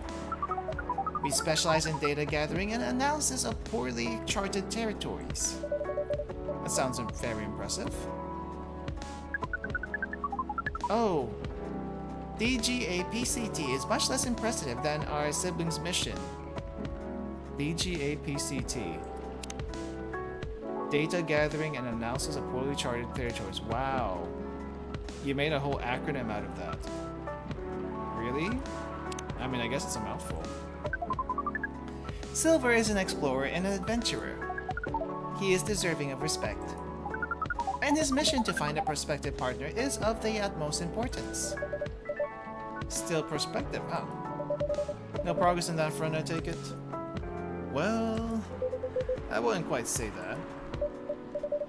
Very intriguing. You're always so professional. You rarely ask direct questions. Well, it's not really my job to ask direct questions as the barista, apparently. But I think you're a little curious about the gossip, right? Oh, naturally, sure. What is gossip? Gossip is information about what goes on in other people's lives. Oh, we see. So it's like data on individual beings, then. Yes, that sounds right. We love gossip. What is wrong with it? Nothing at all, and I would love to listen to yours. But let me at least make you a drink first. We must consider our choice of drink carefully. We suggest our sibling goes first. Are you ready to order, Silver? I have an idea, yes? Can we expect an interesting new recipe? You're a barista yourself now, after all. A barista? How am I? Oh, you mean the cafe. Yes, you mentioned you were opening one, didn't you? I am, after a fashion. But I'm not focusing on drink menus just yet. Also intriguing. I promise I'm not just withholding information. I'm guessing it's more like a food cafe. But things are a little complicated. Is it alright if we start with a drink? I'll try my best to explain everything afterwards. Sounds good to me. What are you having? Then, I think I'd like something simple tonight. Do you remember the first drink I ordered when I came here years ago? I do not, actually. Was it a coffee-based drink? It was a coffee drink, and I think you mentioned it was very bitter. Bitter and tart, right? Yes, I think that's it. A bitter and tart coffee drink. Bitter and tart. I'm assuming it's a straight espresso. But what if we do espresso and lemon? Does that do anything? Lemon in my coffee? Black lemon is an actual recipe, it seems. I don't know what madman puts a lemon peel, lemon juice in their coffee. But if you do, let me know how it is, because I'm very curious, because I don't drink it. Oh, I guess we should also give this to him. Here you go. Here's the MIB badge that you might want for some reason. What is... I got it off the agent last time he was here. This is quite something. Thank you, truly. We can't know how much this helps, but it really does. You can't know how much this helps. Don't mention it. I guess we got the... Did we get the recipe right? Black coffee. Perfect if unlikely combination of sour and bitter. Well, he said tart, and it's not straight up espresso. Silver. Nothing on the profile whatsoever. Null and null. I thought, you know, maybe you find a way to put it to good use. I'm sure I can figure something out. You seem to have grown quite creative over the months. I guess I have, somewhat. I'll let you know how this plays out in the end. Thank you again. Here's a black lemon for you, Silver. This definitely looks like what I had in mind. And it tastes interesting. It's very minimal, yet strong. Very enjoyable. I think I might prefer sweeter things, but I'm glad I tried this one. You know, I second what Miss Amanda said last time. You feel the same in some ways, yet also very different. Definitely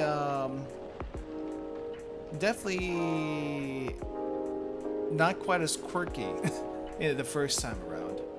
Not as quirky as the first time. I don't know. I do think that everyone keeps changing all the time. Maybe we feel like our personalities make sense, because we see ourselves in hindsight. When the truth is, we make ourselves up as we go along, indeedy. That is an interesting theory, Silver. You have grown wiser. You used to be a rather youthful and innocent part of the hive. Youthful and innocent. Well, I have had to learn and adapt here. It has been a couple of years after all. But despite all that, and considering what I said about people changing all the time, I don't think I changed all that much. In fact, it's as if I'm becoming a little bit more me every day. Just revealing myself. Speaking of that, we meant to ask. How did you choose a specific Earthling appearance over another? Our observation is that Earthlings come in a great many varieties, with a near infinity of combinations. Did you run a random generation algorithm? Oh, no, it wasn't random at all. Even at first, it wasn't a conscious process. I chose the way I looked because it felt true to who I am. When I first started coming to this cafe, I had a hard time understanding this world and its rules. But there were already some things I could relate to. Some things that felt familiar. Like Hyde's eyes that always see beyond the surface. Or Gal's outfit, which is a sign of kindness and trust. I borrowed those traits from them without even realizing. It took inspiration from them. Yes, our species might have the ability to do that. But Gala's fashion I couldn't keep after all. It came with responsibilities. People stop me all the time to ask me for medical advice. Oh, he had the scrubs on. You know what? I may have mentioned this before, but I do work in the medical field, and I do wear scrubs, but no one has actually stopped me in, like, when I'm just out and about, wearing scrubs, just doing my grocery shopping, to ask me some random questions. So I find this interesting because I have also heard from other people that they don't want to wear scrubs out in the open because they feel like they might get stopped about some random stuff that they can't answer. Like, okay, I did not realize this was a thing. I've never been stopped about it. That's funny. It's actually funny. I can see how that would be problematic. Yes, but then I found this fictional universe where all the stories take place in the stars. So I changed my outfit to imitate theirs, so that's how you become a Trekkie. Right, he watched too much Star Trek and now he looks like a Trekkie. So I wasn't too far off. Hey Azaza, welcome. At some point it all came together. One morning I saw myself in the mirror and I felt right. I like the way I looked. I like the way I looked matched who I was. I like the way I looked matched who I was. That is a hard sentence to say. It made me feel at peace. So although I look different from when we first met, and although I have learned the ways of this world a bit and have grown a bit, in many ways I still feel the same.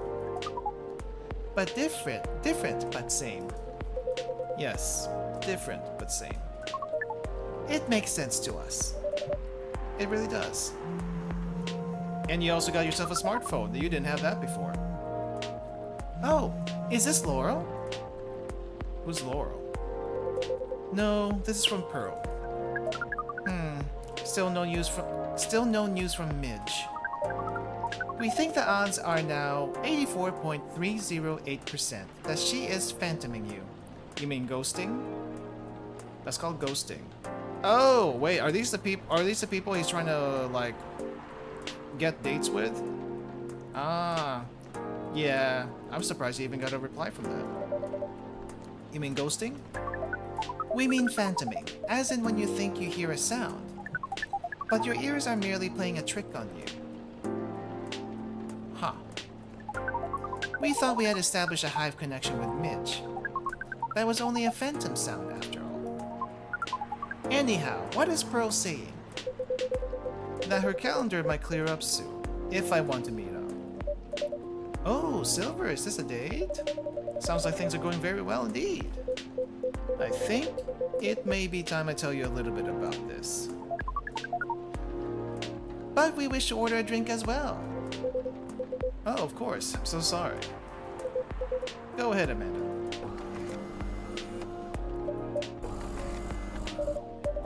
Apologies, the machine's having issues today. We'll let you know as soon as it's working again. Curious that Earth drink-making skills are so refined, yet so unreliable. This is a land of contradictions. It sure is. It's just a machine acting up, don't worry about it. But do carry on, sibling.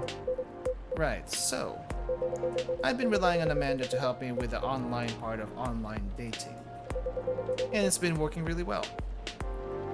Yeah, on average. There have also been some small issues. Earth things are strange. Online dating has a reputation for emphasizing that, yes. Now that I've actually tried it for real myself, it's just something I have heard about. Some Earth things express their interest, but when you say hello, they never respond back. While in real life, saying hello is a starter for 99.845% of conversations. It seems that online, more humorous or breeding-oriented openers are favored, Breeding-oriented openers. Wow, I don't think I've heard that phrase before. Breeding-oriented openers. What would that even be like? Amazing. However, if an opener is entirely horned, it is considered out of bounds and angrily dismissed. Horned? Horny. Yes, that is when prospective partners send you close-up pictures of their horns. What? Actual horns? That's not what I expected. People do that? Oh, yes. I think it would be fine after a bit of conversation. If we get into the mood and they ask me first, I'd probably say yes. Horns can be really pretty, you know? It feels very strange when that's the first thing they do. So it's kind of like sending a dick pic, right? Except horns? What? This definitely be it's definitely be a different world here. Before they even write a single word, I can imagine. Alright, see you later. And then sometimes Earthlings express interest. But after reading a joke that is statistically funny 99.908% of the time, they answer with a sad face and block communications. Funny for you 99.908 of the time? For you. Funny for them. Yes. Fortunately, online dating is governed by the law of large numbers, which favors persistence. We are patient. Amanda has been spending a lot of time on the app, and it's starting to work. It started to work out. I'm now having conversations with some really nice people, especially Pearl. We prefer Laurel. Her facial features are more symmetrical, but Silver seems to favor the asymmetrical Earthling. It's just asymmetrical Earthling? What do you mean asymmetrical? She sounds like a really good person. She's a communications director for a charity that fights homelessness. She cares about other people a lot. I don't think she's been very lucky in return. But she's very funny, and curious of everything, and her smile. Please desist. We can sense your hormones boiling. And she's the person you might be getting a date with? I really hope so.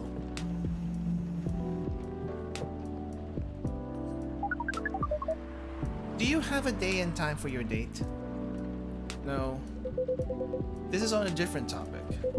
Please excuse me. She's she's being nosy, but she's also helping, so I don't know. So I take it you've been enjoying your time on Earth, Miss Amanda? Or not? No, we have been enjoying it, but we also see the limits of it. What do you mean? How do you mean? We are a hive mind. A hive mind knows no boundaries or limitations. We share all our thoughts and desires. It is not difficult for us to connect. We are born connected. But Earthlings are guarded. They have complex emotions. They have no means of truly knowing what anyone else feels. That makes them afraid of judgment and of hurt. It must be very difficult and painful for them to connect deeply. It can be, yes. There is so much they must let go of first. We could not live like that. You said that online networks were like a hive. Like a hive, but not a true hive. A true hive requires honesty and directness, as well as a desire to deeply understand others. I see. You don't think you could ever adapt the way Silver has? Silver is different. Even when he was a part of us, we could sense him looking outwards. That is why he has become such an amazing explorer. And that is why he has made the effort to learn Earthlings' codes and behaviors. He did not just want to understand. He wanted to experience. We are not like him. We like to seek knowledge on what is different from us. But once we have that knowledge, we are satisfied. Uncovering it and bringing it back is what makes us happy. This is curious. It seems we're picking up on we are picking up some earthling instincts after all. It is a good thing that our data readings here should soon be complete. And Silver's on his way on to getting a date. It would appear so. Oh, something wrong? Amanda, we have to go. What? Again? That call was bad news. The agent. Too late. Just hide behind the counter, quick. Hide behind the counter. Oh wow, okay. Well, that's gonna be an interesting encounter. Good evening, Mr. Agent. Just a regular guy here, don't worry about him. We apologize, but our machine has been having issues. We cannot serve drinks at the moment. You know very well I'm not here for drinks. I'd rather not involve any more civilians in this, though. Oh, do you mean me? I'm sorry, but I can't. Whatever this is, wait for... But can't this, whatever this is, wait for another night? I haven't finished my drink yet, and it looks like it could rain again outside. Well, here's something that can't wait for starters. Barista, did you happen to find an ID card lying around? An ID card? Not that I can recall, no, at least it's not in my possession. I certainly hope you're telling the truth. Mr. Agent, you seem to always doubt me. But you've been here several times already. Surely you should see by now that I'm not lying. Well, you're awfully good at avoiding straight answers, and losing an ID card sounds very troublesome. Back when I worked at a delivery center, they would make us pay a lot to replace lost ID cards. That's not even the start of it. My job is a lot less forgiving than a delivery center. I'm sorry to hear that. What's your job exactly? We uncover illegal aliens and extradite them. Which is why I've been coming here in the first place. We keep getting tips that there might have been alien sightings around this cafe. Alien sightings around the cafe, speaking of which... Let's see, did someone post something? Hide. Just reposted his picture from his profile. Darling, I could be behind your neck without you realizing it. What makes you think I actually need permission to enter a building? the vampire, what do you call this? The vampire assumptions apparently don't really work in this world. I see. Speaking of which, have you noticed anything out of the ordinary, young man? Young man? He doesn't look that young to me, if you ask me. I can't say that I have. I don't come here all that often. He really doesn't. It always seemed very above board to me. Why are you threatening people on my Tomodachi, Mr. Hyde? Why are you threatening people Why are you threatening people on my Tomodachi? On Tomodachi. Why do I see my on there? He's not threatening, he's being playful. Are you sure the tips aren't a prank? It seems that some young people enjoy those as a pastime. There are very popular videos on them online. That... maybe it is, but I still have to investigate properly. Otherwise, my superiors will have my head on a platter. But you can't waste your time on a cold trail either. Surely your superiors will see that you've done your best. Wow. I wouldn't touch this if I were you. Just saying, I would not touch this if I were you. I doubt that. They're a bit obsessed with the alien situation. Obsessed? Is it really that big of an issue? Well, Having such unusual elements around disturbs the public peace. Your average Joe has no clue what to make of them, you know? It makes people feel unsettled. I see. Although the visible aliens aren't too bad from where I'm standing, at least we can identify and extract them. Aliens who try to pass for Earthlings are a bigger problem, like this guy. Why so? For one, it just muddles things. No matter how much they try to look like Earthlings, they were born aliens, and aliens they will remain. But now they're aliens who don't look like aliens. What does that mean, you know? And where does it stop? What if some Earthlings decided they wanted to look like aliens? That would be a huge mess. I don't think it's easy for people to do that. Would it? Anyway, the top brass insists that we go after them. And in the end, that makes my job a lot harder. All the time spent detecting them. Give me a good spacesuit wearing alien any day, you know? Oh, you don't have to worry about a thing. We at Fire always find a way to keep the public safe. Fire. I see. So how do you go about detecting them exactly? That one's easy. Once I have my suspicions, I check their ID. ID? That makes it all clear, right? Right. I do wonder though, what is it? I'm sorry if I'm being too curious. I have a habit of putting my foot in my mouth. No, you're good. No harm in asking. In that case, what is it that makes aliens so very different? There are all sorts of people living here. They all have different personalities, different looks.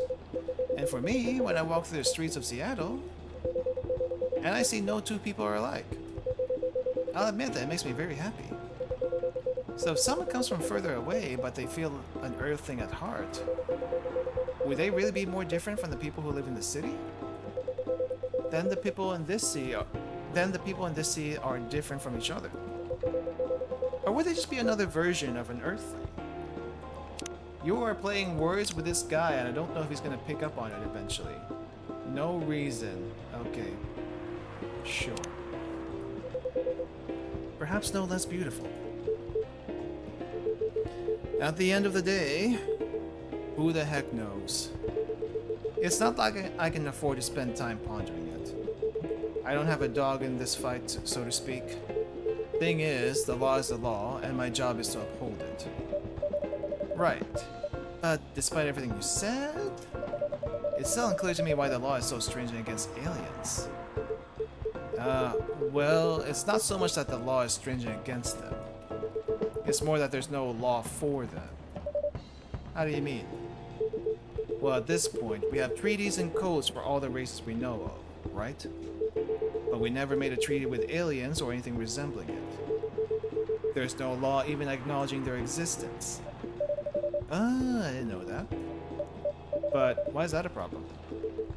That's easy. We have no way to regulate their presence. There has been no thorough analysis of how they can cohabitate with Earthlings. As I said, it's all very confusing. For all we know, they could be very damaging to us. So it feels it's safer to keep them away, at least for now.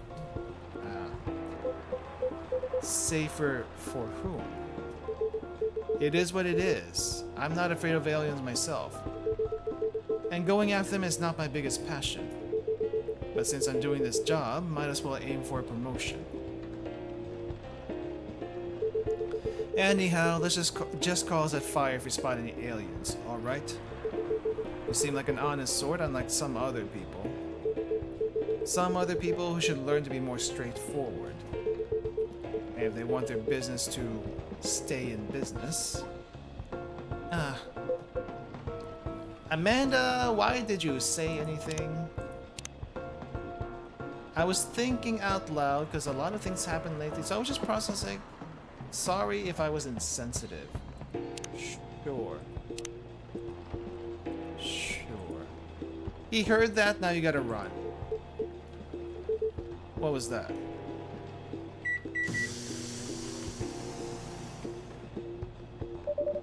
Just the coffee machine. Seems to have restarted now. That's a relief. Right. I think I'm still going to conduct a search of the premises. Just to be on the safe. Meow! What the heck is this? Oh, it's the random cat. Actual cat. If I'm not mistaken, this is a local cat. It's come over once before. Looks like it might be hiding from another stray. It's very cute. Good kitty. Meow. I think it likes you. What sort of place is this? With your fiddly machine and your weird pets. And now it looks like I have an emergency elsewhere. Well, I guess you're off the hook for now. You and your cafe. But make sure I don't get such reports about you anymore. We will try our best, Mr. Agent.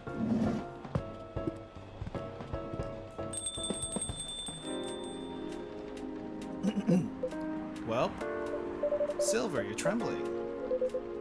That's alright. You can come out now, I think, Amanda.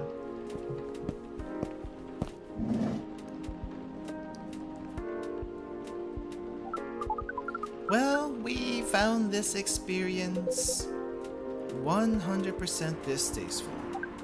Actually, it was 40.235% distasteful, 20.834% scary, and 38.931% exciting. She liked that? What?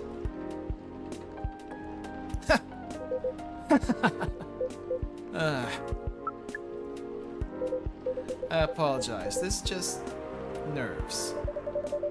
We're truly sorry for this disturbance. It's not your fault at all. But should you be sticking around here? The agent might come back. No, I lured him away, at least for now. You lured him away? You did? Although it's a good thing the little cat came in when it did. I bought us some precious minutes. What sort of earthling are you? Meow. We see. Do you speak cat? We can feel this earthling's intent better than usual. It is expressing it clearly. It wishes to rest and be left alone.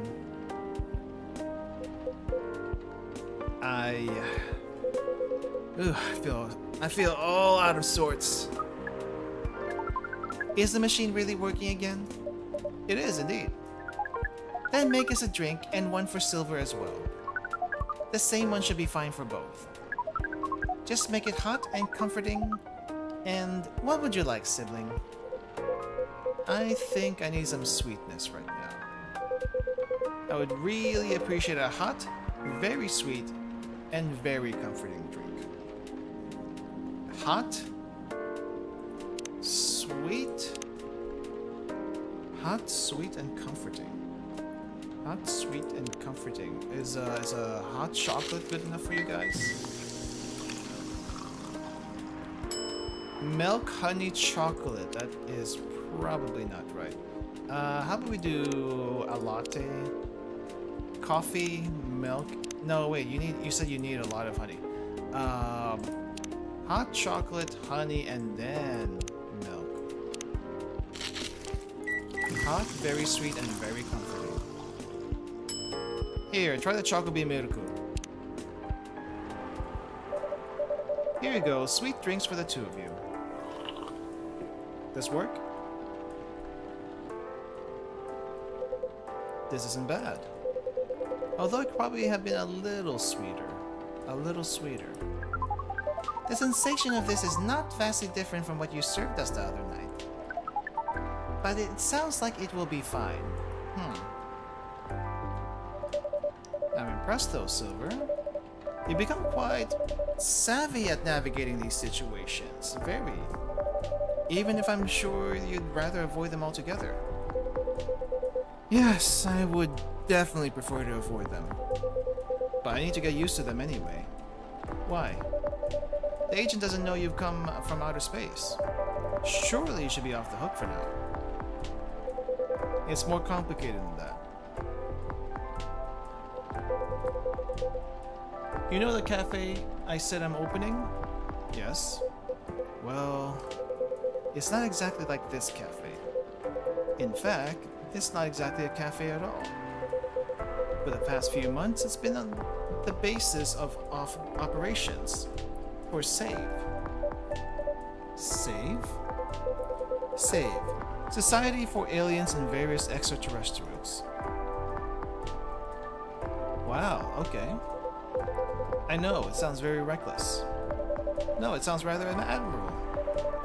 I think I underestimated you. I don't know. But you see why I've had to become savvy, as you said. I had a lot of people depending on me now. Those who are just arriving to Earth and are confused and scared. Those who have adopted Earthling appearances and are trying to blend in. Those who are learning how to understand life here. And how to understand themselves. For all of them, it is an existential matter. Not everyone is meant to be a hive. I know I wasn't. No offense, Amanda. We are not offended. We have always known you were different from us. It is all the same to us. You are our sibling, whether you live as the hive or as an Earthling. Amanda, I really do love you. What is love? What is love? How'd that song go? That is not a conversation I think I can have right now. I'll explain it to you tomorrow, okay? After we both have a rest. We will remind you of it. I know you will. I think I'm getting a little tired now. Is it alright if we go back? Absolutely. Our energy is also 98.429% depleted. Silver, is there anything we can do to help? No, I don't think so. Thank you for offering, really. But you have a different part to play in all this. And you've been playing it very well. You're very kind. Well, in that case, have a good night to the two of you. And please, come again soon. You'll always be welcome here. Us and many others. We know, and we're grateful. Good night. I'd say good night to the cat, but I don't think it needs my wishes. Cat be sleeping right now. Do not disturb. Good night. See? Now we can use good night. We find it rather odd that maybe we should continue this chat while we walk. Alright. No other guests tonight, just them. What a night. This has been a great deal more anime than we bargained for. Right, kitty? And I suppose we have a new four-legged friend now. I wonder what you're gonna do here, little one. Don't you have a home? Sorry, I didn't mean to wake you up. Meow. Meow. Well, I guess it's time for you to let me close shop. But Silver, it's an honor to be related to someone like you. Right. MC is also part alien, somehow.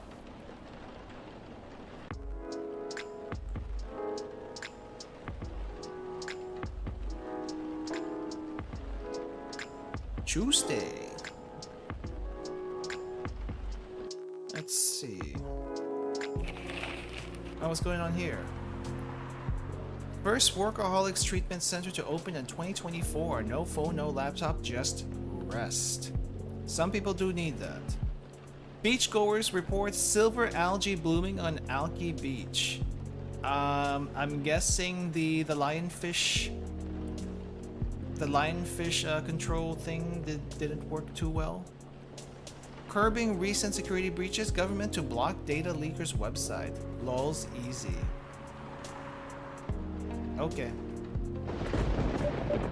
Wow, there's a lot of people that posted stories today. What the heck is going on? I need to also check something here. What is going on with the dates.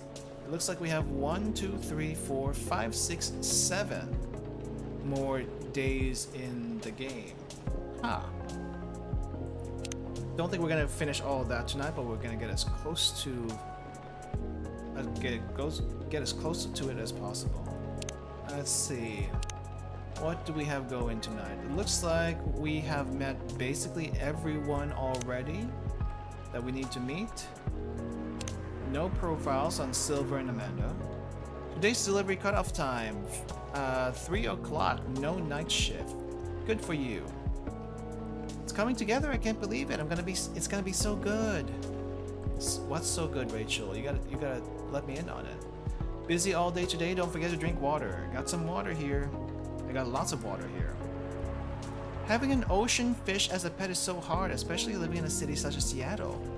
But it feels nice to have someone depend on you, you know? Do you think VR would really take off in the future? I personally can't use it for very long, but maybe that's just me.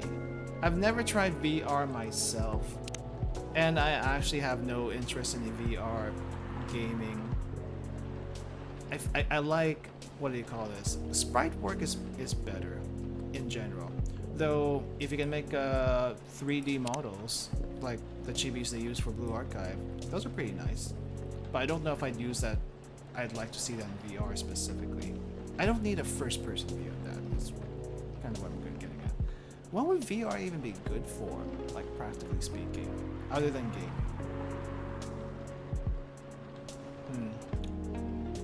So she's a 100, Bailey's. She's a 10, but about to marry a freelancing elf. She's a 10. Who's a 10? She's a 10. She's 100. I have no idea. Are they on their own accounts? I wonder. Do they switch accounts or something? Somehow I feel like it's gonna be a long night. Or not. Do we have a first customer already? Oh, Gala! Welcome! Good evening! Hey. How are you? Not too shabby, I hope. Other than the lightning? No. Everything's just fine other than the lightning and the power surges? Sure. You sure? Positive. How about you, sir? How's work? My shift is over, so I'm free now. Nice. That reminds me, Mr. Hyde was here just the other day. Ah, that's right. Did he tell you the reason for his visit? Yeah, he's moving back here, right? Or at least, that's the plan. Yes, what a nice surprise. He told me he's got a few things to discuss on that. Well, it's part of why I'm here tonight. Aside from getting myself a hot drink, that is. On that note, I'm so ready to take your order. Much obliged. You want something new or the usual? So Hendry told me about this Indonesian ginger drink. It has milk, honey, and a couple of other stuff in it. I think it's called STMJ? I'll have a cup of that. STMJ. What was STMJ again? I feel like I remember this. I think this one has egg in it. Milk, honey, and a couple of other things. So I think milk is actually the base for this one. Milk, honey, I think it might be ginger. Let's try ginger.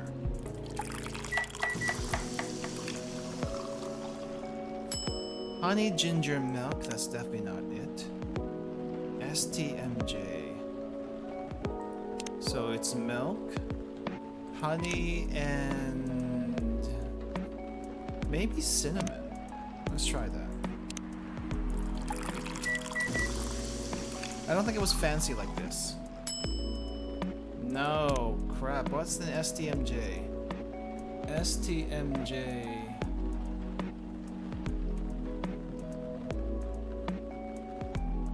No freaking clue. Milk, honey, and honey would just make it honey milk. How about honey and lemon? Or maybe milk, honey, and milk? Lemony snippet. An actual drink, but not what we're looking for. How about milk, honey, and milk? Is that a thing?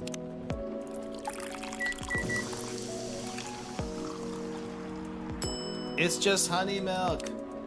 Crap. Okay. How the heck do we make the freaking STMJ? I may have to... How about 2 milks and a honey? Well, that's just honey milk, though. I think that's just honey milk. 2 milks and a honey? That's still honey milk. Well, crap. Milk.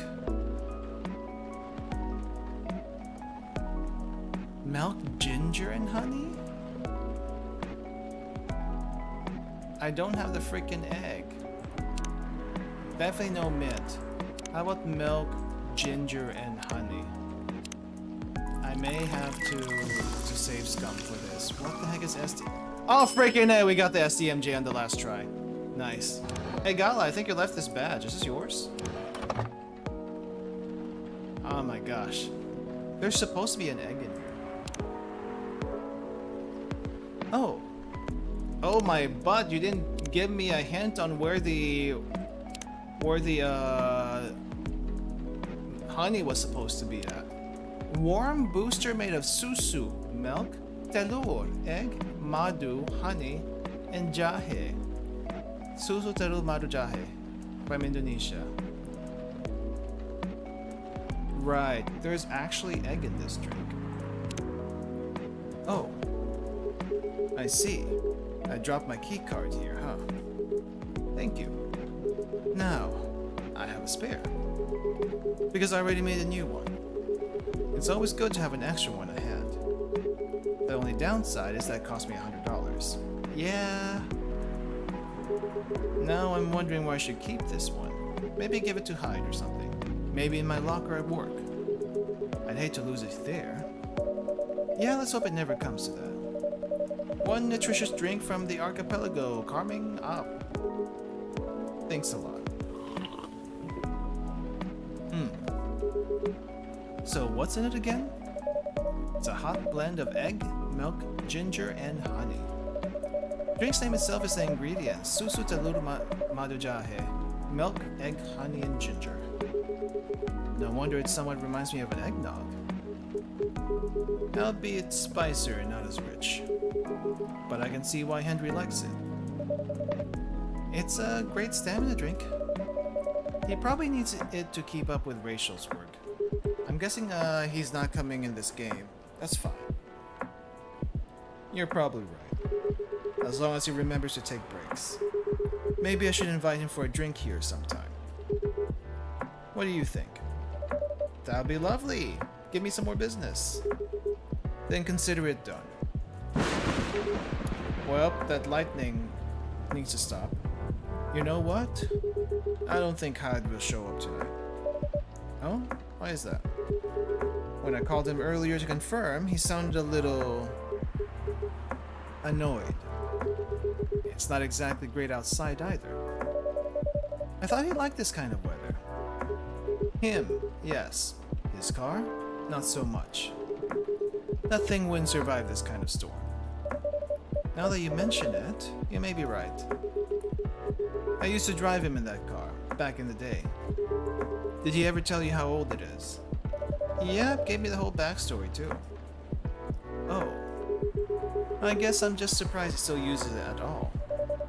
The car clearly holds a special meaning to him. He was also quite sentimental about it. Which makes me wonder if it has anything to do with him moving back here. What do you mean? He lived here before, right? Yeah. And he kept bringing up the past, too. Are you saying his move is motivated by nostalgia? I was gonna say homesickness. But I realize that makes no sense. I get what you're trying to say, though. It's a strange longing for times gone by, considering how fast things are changing these days. Maybe even too fast. Which is ironic, really. What is? Live long enough, you'll realize the only constant in life is change itself. Things like shifting necessities, curveballs the world throws at you, decay. Just stuff we have to deal with, indefinitely. Considering our lifespans, you think we'd get used to it at some point. But we never do. Never completely, anyway. I suppose the idea of getting used to change is a paradox in and of itself. Sounds about right. Perhaps nostalgia is like an anchor for dinosaurs like us. Keeps us from losing ourselves to the world's relentless speed.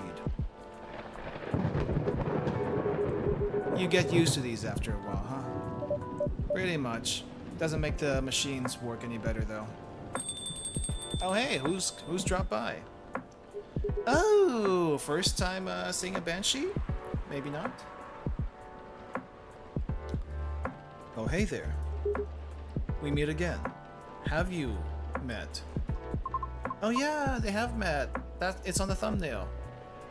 Yes, hello. Excuse me for a moment. Got it. Welcome, Miss Riona. Good evening. I'm meeting up with someone. Oh, okay then. How's your car, by the way? My car? Oh, you mean the tire? There's really no need for concern as it was an easy fix. But thank you for asking. My pleasure. May I order a cup of Russian tea? What the heck is a Russian tea? What goes in a Russian tea? Wait, hold up. What actually goes in a Russian tea? I'm guessing it's not hibiscus or this blue thing. Let's try regular tea. What is a Russian tea? Reset. What is a Russian tea? I think it's tea, lemon, and mint? Girl, you gotta give me more clues than that. I have no idea what a Russian tea is. Nor what makes it Russian. Though we did get a lemon mint tea. And we ran out of trashes for today. Crap. Well, this is gonna end well. Sorry, but this is all I can give you. Here you go, miss. I'm sorry this is not the correct tea, but I ran out of chances. This is not what I ordered. Is it not? I'm sorry, let me remake it for you. It's okay, you can leave it. You sure? Yes, don't worry about it. Okay then, can you tell me how to make a Russian tea? So who are you meeting with, if I may ask? You should know, shouldn't you, Lucas? After all, you were tasked to give me his contact info. Ah, that's right. So you two did end up connecting after all. That's right. So you two did end up connecting after all. We did, yes. But truth be told, I really wasn't sure about contacting him at all. Why is that? Because as far as I'm concerned, there was no real reason for me to do so. Nevertheless, I sent him an email the following night. Right after the completion of my final delivery at 3 a.m. That's pretty late. A little, but surely no worse than forgetting it altogether. But he replied straight away, to my surprise. I had no idea he was such a night owl. Or perhaps just an extremely early bird. Right? But I wonder if he ever sleeps. That should be a question for you too, miss. Oops. Anyhow, he answered me with an apology. He regretted his rudeness from when we first met. Which was another surprise, since I didn't think it was such a matter of concern. Well, he did return here the next evening looking for you. Did he? Yep, he said so himself. I see. How peculiar. In any case, we exchanged phone numbers and have been texting ever since. Then he said he wants to meet up and speak in person. Which is why I'm here now. but I'm still not quite sure it's necessary. I mean, maybe he just wants to chat and hang out? Perhaps. I suppose we'll see.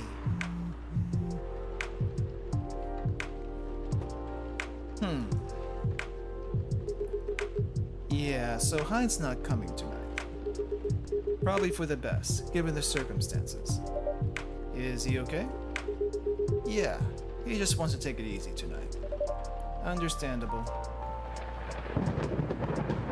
Not a great night to be going out anyway. My apologies for these surges. I was hoping it'd become more stable as the days go by, but no need to apologize for something out of your control. That's right. You tried everything you could. I know. Thank you for your understanding, though. How are you doing, miss? Hey there. Did you manage to resolve your issues with children?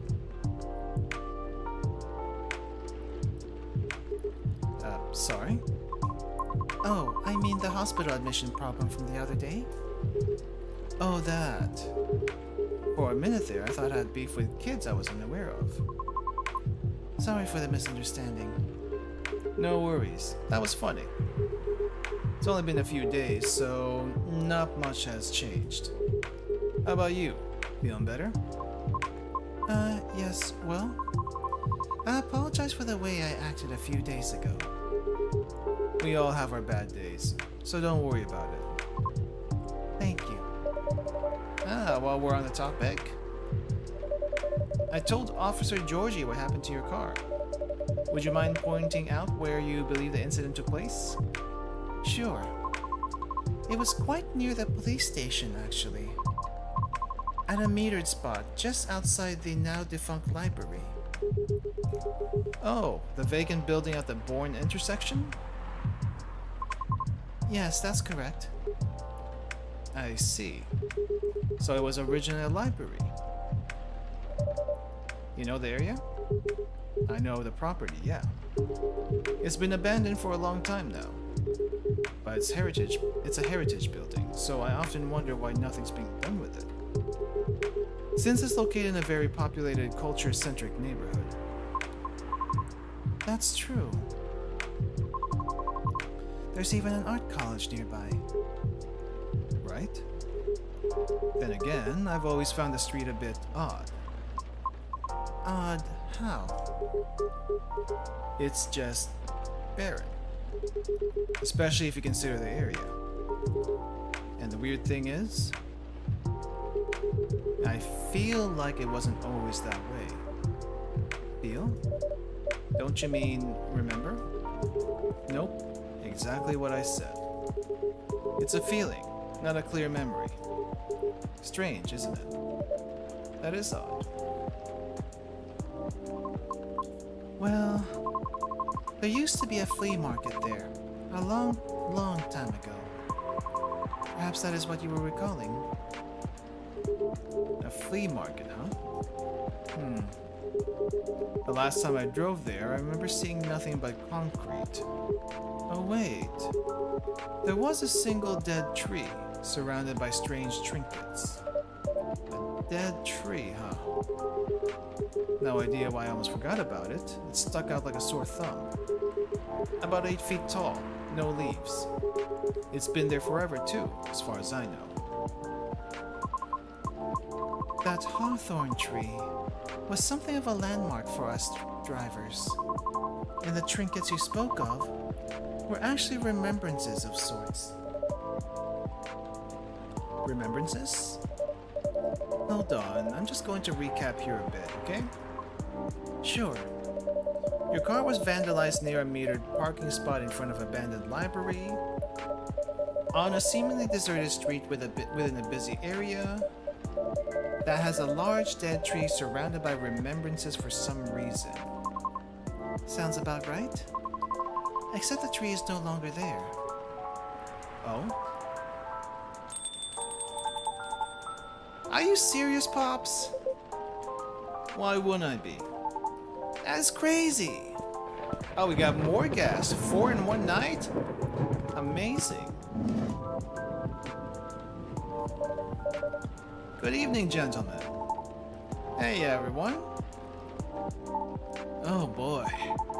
I thought I'd be early, but you're already here, lady. Hello. For the love of all things holy. Tell me my lighter is here. Well, you're in luck because it is. Hot damn. Thank goodness. Would you like me to get it for you now?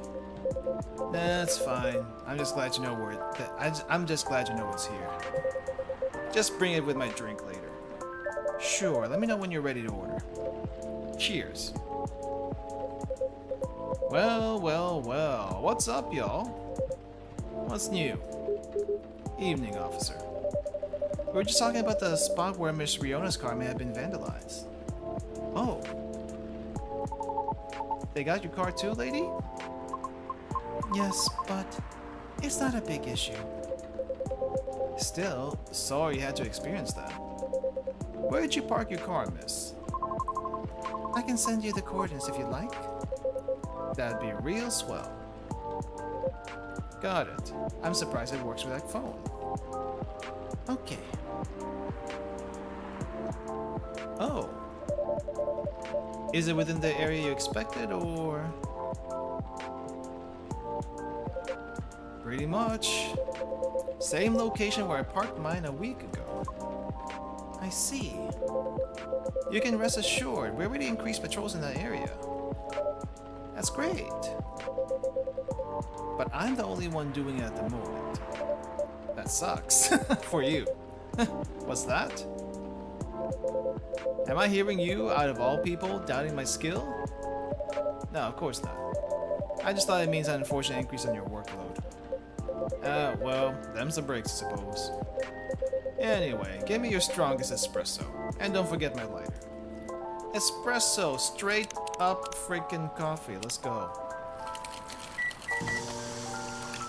I'm guessing the car was slashed by a ghost. It's the only thing that makes sense. Oh, there it is. Thanks. You probably think I'm being silly. But what can I say? It's my lucky charm. Yeah. It's borderline superstitious, I know. Don't you have anything of the sort? Well, I have a good reason to be superstitious. Whenever I don't have this with me, things happen. Right, you said that last time. Alright, here comes the strongest espresso in the house. Cheers. Ah, perfect, as always. Are you ready to order? Might as well. I'd like something desserty. Because it's my cheat day.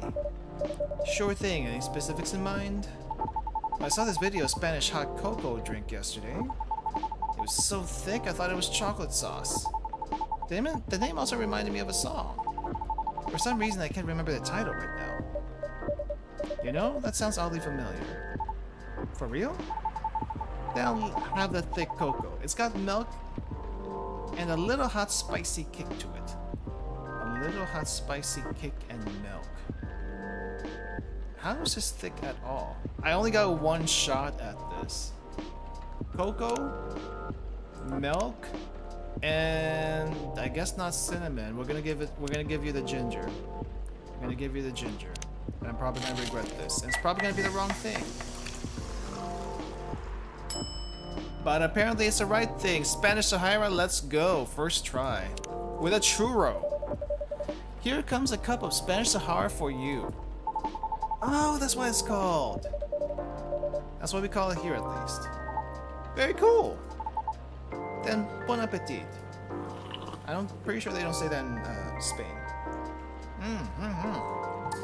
I think this is it. Very tasty. Let's see what else you got here. Nope, just something here in the brew pad. Warm, cozy, just like a day in Barcelona. Wouldn't know. Thanks. You're so welcome. Sorry, Riona, I couldn't get your drink ready because I have no freaking clue what the heck a Russian tea is. So, Pops, Just earlier, you were telling me about your creepy patrolling experience, right? Was it the same location where the ladies' car was? Creepy patrolling experience?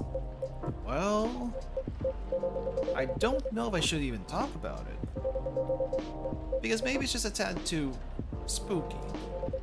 Even for me. What happened? Tell him, Pops. It's not that big a deal, honestly. Then all the more reason to talk about it, right? Maybe someone here will know something. Got a point there.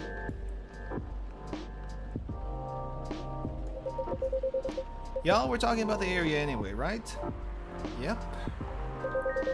Well, I've been patrolling there the past few nights. The street itself is fairly straightforward. About half a mile round trip from the intersection and back. There's nothing much there either. Concrete sidewalk with a metered parking spot. A fence here and there. And an unfinished construction site with a couple of CCTVs dotted about. No tree? What tree? There used to be a dead tree in front of the old library. Huh. Oh, that old dead tree. It was uprooted by the city back in January. Ah. The commercial community decided it wasn't really a good look. So when the city started a massive cleanup project last year, well, they simply voted to get rid of it. I see. Why? What's up? We were actually talking about it earlier, and being a decades-old landmark aside, could there be something more to the tree than just, well, being old? You think so? That's what I think after listening to Miss Riona.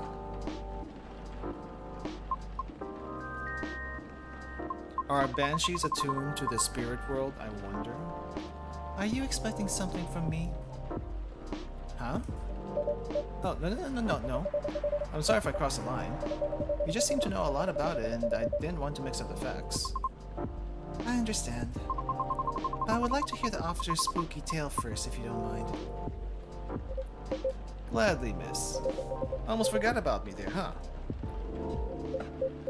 So anyway, patrolling that street is an easy task. Only 4 to 5 cars could park there overnight at most, which makes keeping track a breeze. Sounds ideal enough. As expected though, nothing happened the first 2 nights. But lightning on cue. Lovely. Yesterday was a different story. Hold on. What a stage setup, huh?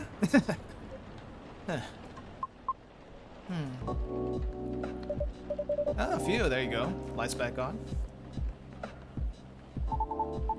Goodness. Sorry about that. Please continue. Alrighty. Well, it was nearing the end of my shift, and I found nothing was amiss. There were only 4 cars parked that night. 2 spaced across the street, and 2 on the opposite corner, side by side. My plan was to leave after I walked one last round to make sure everything was okay. And a reminder, you can cover the whole place in only 8 minutes. Okay? Then at the end of my walk, I took a drag on my cigarette. Smug as I was about to clock out, thinking 'twas another night job well done. Right?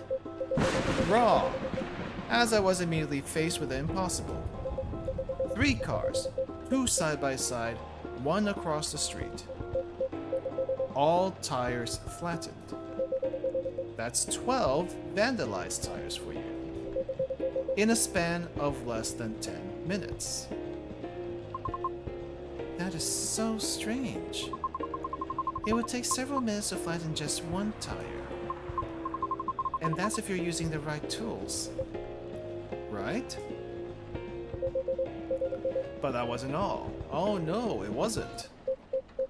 Because that was the moment when the streetlights went out. Suddenly and all at once. What? Right after that, I heard flurries of footsteps and laughter. They were going farther and farther away from the scene, and yet I saw nothing at all. It was a ghost. Oh. Are you sure?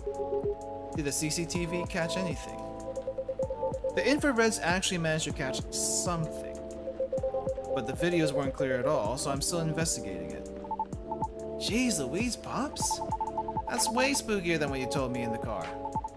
But it's cool though.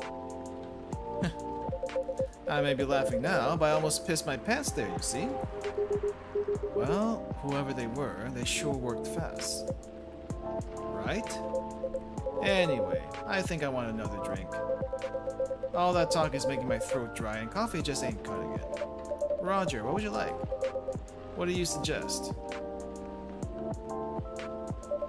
How about some tea with ginger and honey? Sounds good. Can you use the red flower stuff you have as a base? You mean hibiscus? Definitely. Okay, then I'd like red flower tea with ginger and a touch of honey. Okay, thank you for the direct instructions there and not Russian tea. The frick is Russian tea? To Jane Rosella. One piping hot to Jane Rosella for you. Oh, what does it mean? No idea. We'll look it up. The Jane Rosella. Steep with roasted ginger with a touch of honey. Perfect for rainy evenings. It does not actually say. Well, that goes. That. Born and raised in Seattle, still a lactose intolerant cop. Same as last time. Jane means ginger, te means tea, and Rosella is Roselle, another name for hibiscus. I see. A legit herbal drink. Spicy, but perfect for the weather. Good call. I'm happy to please. If that's the case, let me join in on your patrol, Pops. Because I'm not scared of ghosts. Real beings scare me more. He didn't want to admit it was a ghost. Wait a sec, kid. What'd you mean by ghosts, eh? Jumping the gun a little there, ain't ya? I don't know, Pops. Maybe it's even something crazier than that. It's a really serious problem, kid. Don't joke around like that. Sorry. Interesting. You know something? No, not me. She might. Right, the tree wasn't it? Oh yeah. What about it, miss? It's your turn to finish your thought. I'm not sure if this can be any use at all, but... Officer, are you aware of the story behind that tree? Huh?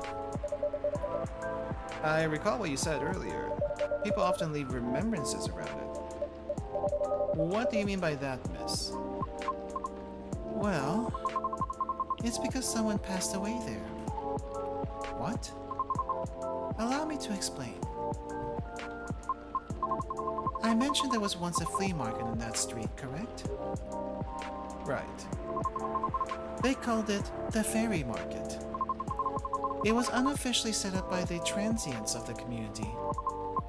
Transients being the government's term for unregistered citizens, including all the other uncategorizable beings at the time. Fairies were a part of that. Huh. I remember learning about it. After the war, the government made its first official attempt to sort things out. Organizing equitable classifications was thought as one of the first steps towards civil peace.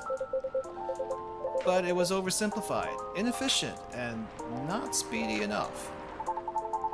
Was all that before the Vindication Act? Way before that. Many who couldn't register were basically in administrative limbo. What? That's as good as, like, not existing at all. Really, that's horrible. It was the main reason why the fairy market was created in the first place. To ensure transient survival throughout the changing times. In more ways than one.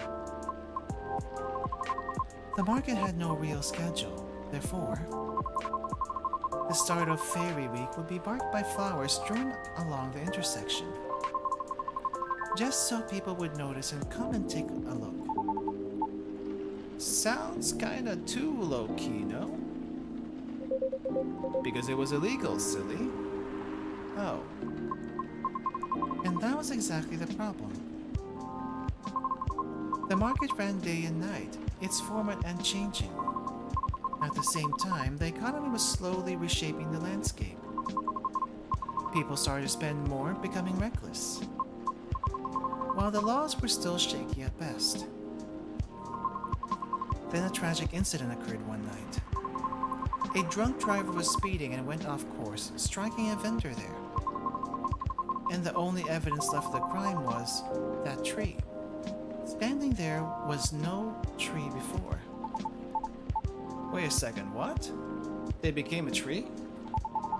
Why did I never hear about it? How long ago was this? The accident occurred in 1959. About 60 years ago? Wait, almost 60 years ago. But the market itself was forcefully disbanded in 1961. Happened before I was born, huh? Yeah, I remember everything now. Oh, that was gone. It was actually quite an infamous scene, wasn't it? But due to the nature of beings involved, most people couldn't help it but, well, forget. Huh? We're talking about the late 50s to early 60s here. Post-war media was still quite scarce. And I remember the drunk driver was also the son of a very wealthy individual.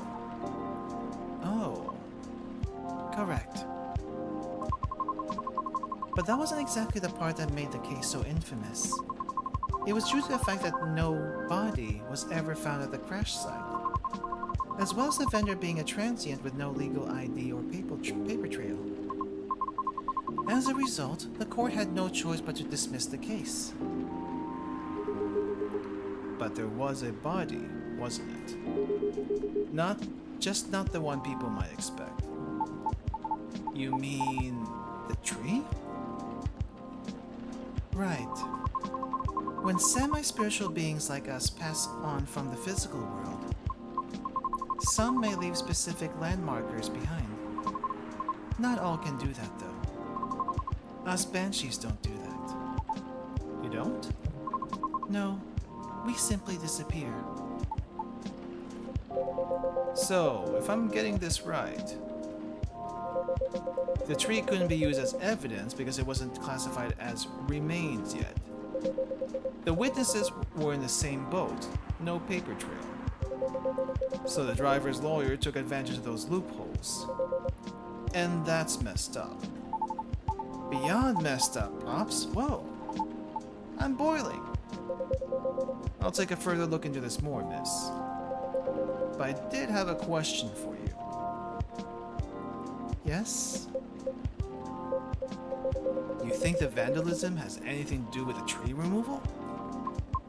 Perhaps. I don't know. I suppose it might depend on when the acts of vandalism began. Yeah, that makes sense. Well, I better get going then. It's almost time for my shift. Okay, officer. Break a leg, Pops. I'd rather not. Stay safe. Will do. I'll keep you all posted. Busy night, holy crap. I might as well go. I better go as well. Got an early shift tomorrow. There's one thing I want to confirm though, if you don't mind, miss. Yes? It's about the fairies passing and how everyone ends up forgetting about them afterwards. I really thought that was just a myth.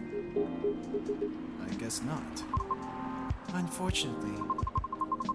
That is why there used to be memorabilia around that tree. There were efforts by those who remembered to preserve the memory. But it wasn't enough, was it? Else we'd still have the tree. It really makes me question my memory. Are there any people I might have forgotten? Were there events I missed? It is quite scary to think about.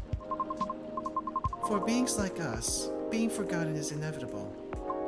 So, no need to feel bad about it. Is that so?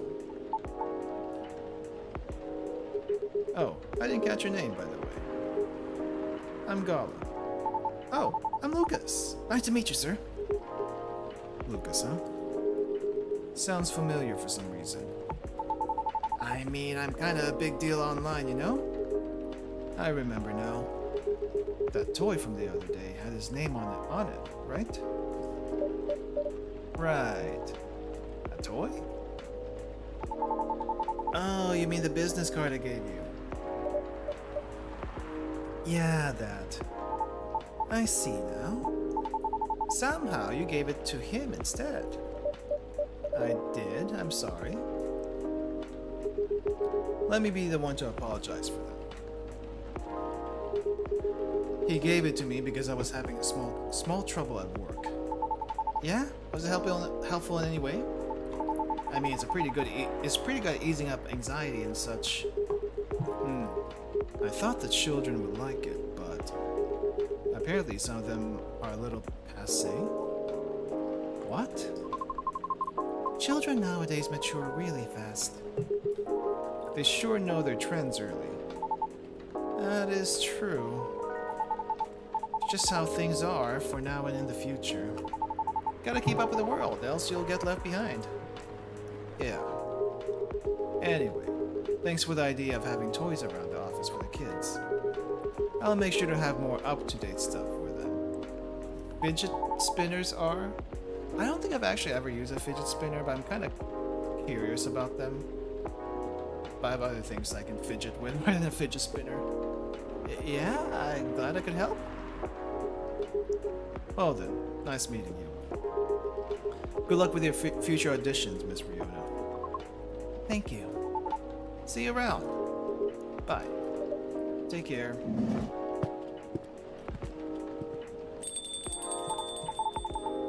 You okay? It's getting real late. I still want to talk, but if you're tired, let me know. Have you eaten? Do you want something to eat? We don't sell food here, sadly. You don't? No wonder your place is always empty. Well, just kidding. Don't hate me, please. Well, do you want another drink, maybe? I wouldn't mind one. Nice. What do you feel like having? Something without milk, with a fresh feeling and some brightness to it. I'm also quite partial to blue PT. Oh. Okay, I'll order something for you. May I? Sure. Could you try this mix? I saw this pretty drink in a video and it looked perfect for a lady. Yeah, what is it? Blue pea as a base, a lot of mint, and a splash of lemon.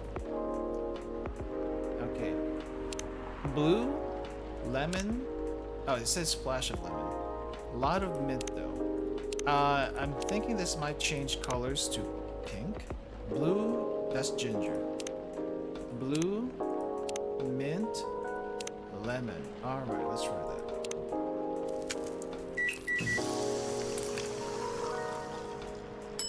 Galaxy Mint Tea. It do be sparkling.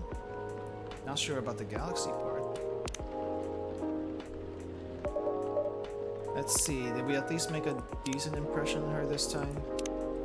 Galaxy Mint Tea. Witness the morphing nebula as a lemon is poured into the cup. Magical and refreshing. Let's see. Do we have... Oh, we have a little bit of Riona. Finally got a birthday. Finally got a birthday. Here you go, miss. From the man sitting right beside you. It looks nice. Very pretty.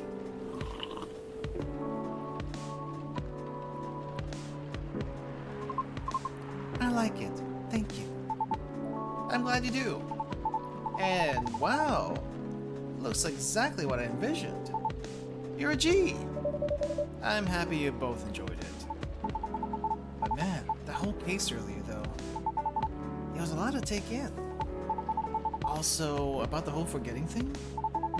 That really gave me chills. Why? Don't you feel scared? Of just disappearing in the end? Because I do. That's why I thought I finally understood you too. I mean, the reason why you wanted to become a soprano your way. The traditional way. Oh. Care to compare notes? Because I've yet to be entirely certain about that myself. Oh, huh. Now that's what you call huge pressure. Before that though, can I ask a little teeny tiny question? Go ahead. What inspired you to go down this path? I mean, I may have an idea on why you're choosing the hard way, but why soprano in the first place? Because it's been done before. Pardon? Because there was already a banshee who did it before. So I know it's not impossible. Oh, for real? Her part was that of a sorbet aria, and she was not very well known. What's a sorbet aria? Oh, I mean she was a secondary character. Back in early 19th century opera, sorbet arias would be sung towards the end of the second act, usually before the evening ended. Hawkers would use the time to offer their wares for the last time to the patrons, often desserts, hence sorbet aria. Oh, I see.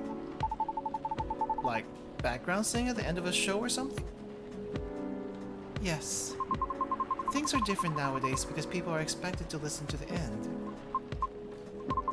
The first time I heard her voice was on an old recording of a comedy opera. I was still very young back then. She was playing a confused maid role at the very end of the opera, wondering why and how people could act so crazy when in love. But despite her confusion, she thought she wasn't so old that she couldn't find out the reason herself. It was a funny epilogue to the opera. But hearing a banshee sing such a playful and light-hearted piece, it was truly an eye-opener for me. Oh man, I bet it was. Sadly, I couldn't find any of her other works, but always stuck with me nonetheless. So I left my commune and started trying on my own. That's really cool, and brave of you to do so. I agree. I have never talked about this before. It's a bit embarrassing. Nah, don't be embarrassed. I think it's super cool. You're just feeling inspired to push yourself beyond what's expected of you, and wishing to leave a mark on this world. Is that what you think? Uh-huh. You're just trying to follow a path that has been traveled before. And that's not always a bad thing, especially for beings like us. You're just being careful, yet courageous. Right! Because the path you're choosing to walk on is still difficult. Regarding leaving your mark, I don't know. I just feel maybe you're the same as me. Like, what's the point of being born if nobody's going to remember us? What's the point of being born if nobody's going to remember you? Beats me, to be honest. Right? No comment. Ah. Why do you want to be remembered so much? Why wouldn't you? Us banshees see the end differently than most. So, care to enlighten me? I can't speak for anyone else, but in my case, I was a kid who grew up in a large family, you see? Like, humongously large. Literally couldn't count all my siblings even if I wanted to. Because they're everywhere, thanks to my dad. Oh, that kind of thing. We weren't wealthy though, not even close. The money situation was always suffocating for us, for real. But sometimes Dad would drop by to give us some money. Though it wasn't even enough to cover utilities for more than a couple of months.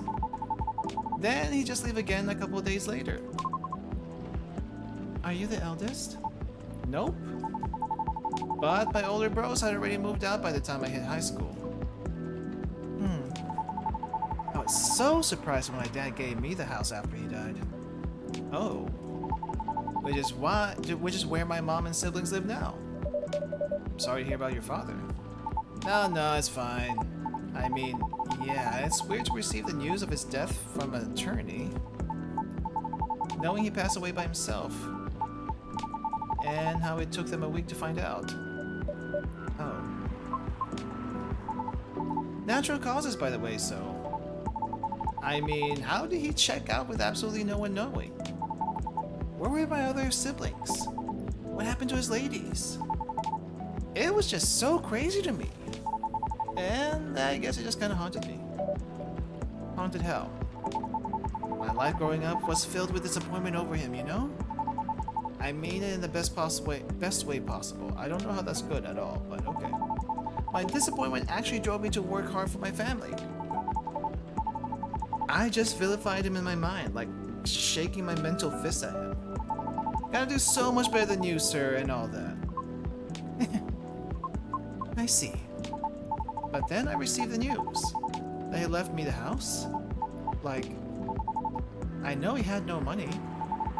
The house is probably one of the only assets he had left. So when he gave me the house in his will, all I could think about was what went through his mind exactly. The fact that he had a will at all was probably already a surprise for you. Exactly. What am I supposed to think of that?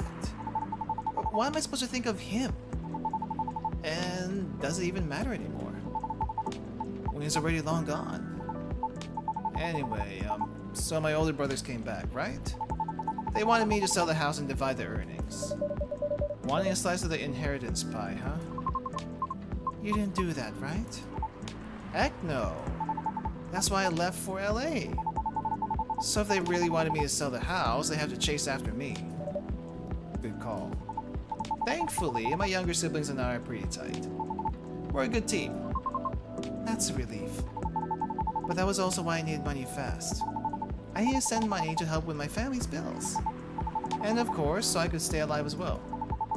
That was why I ended up having to join the production house. The production house? Yeah, it was like a bunch of content creators getting together to make videos every day. I've heard of these things before. I don't think they do them much anymore. I was young and naive too, you know? Because it was my first time venturing to another state completely alone after all. Oh, a completely different state? He's not from California. So I didn't know better how predatory things could be. Man, this isn't even going to be an entertaining story. If you're uncomfortable, you don't have to talk about it. No, it's not that.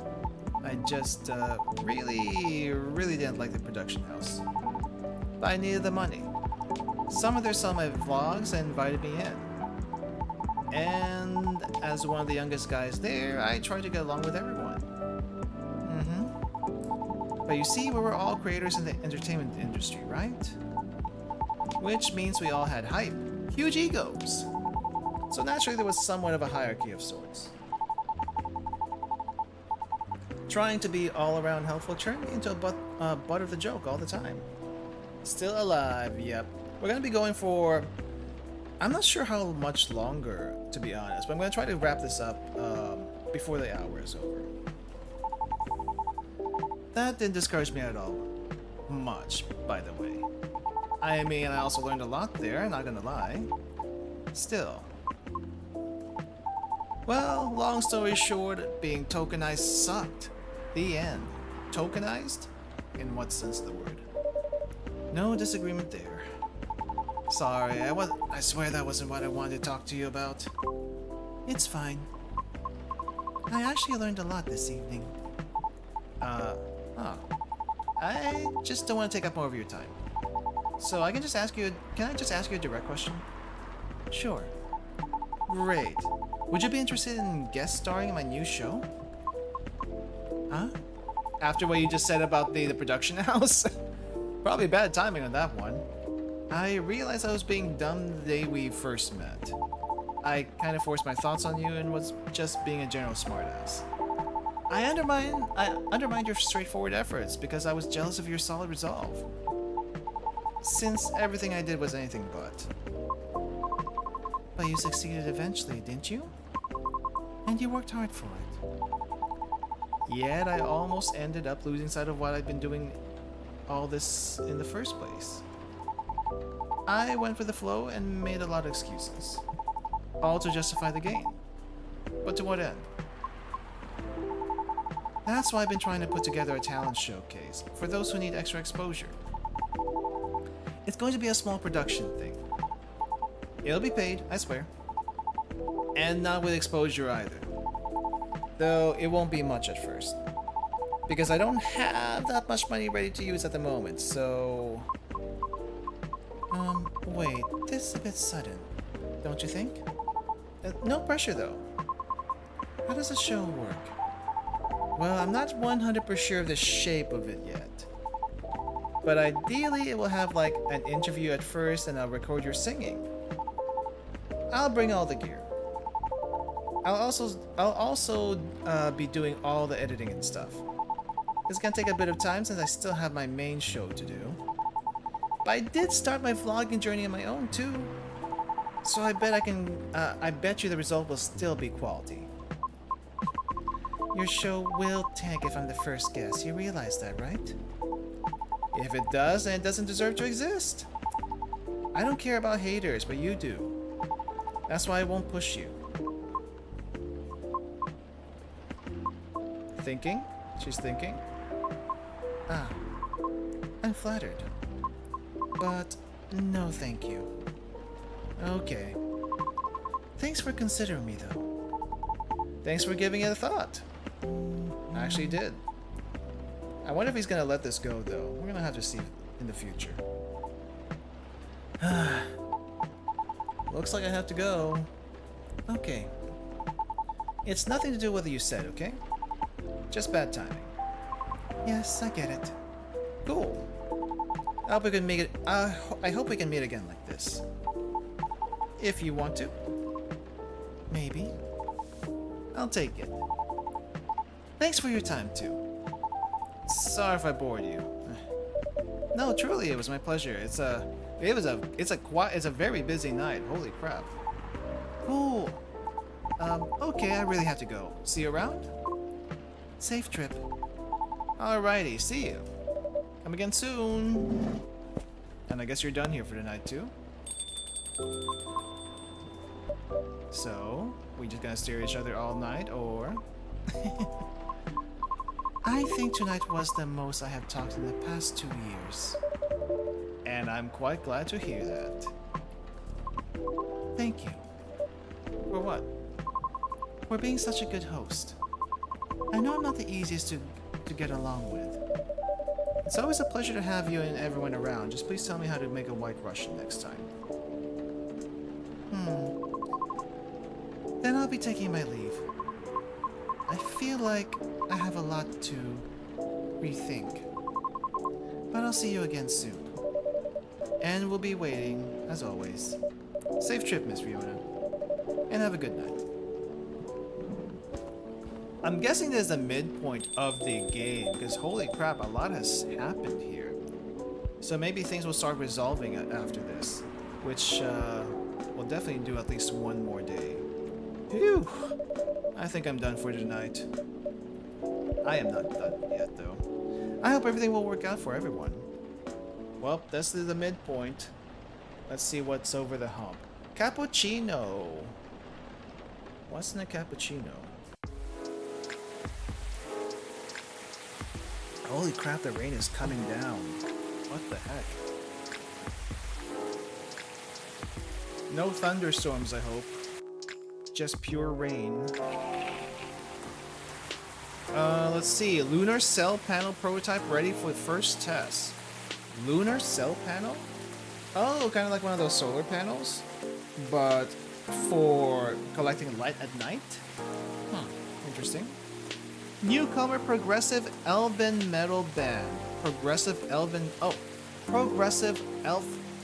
Metal Band. Well, it's elves. Avanthor tops US music chart. That's a mouthful.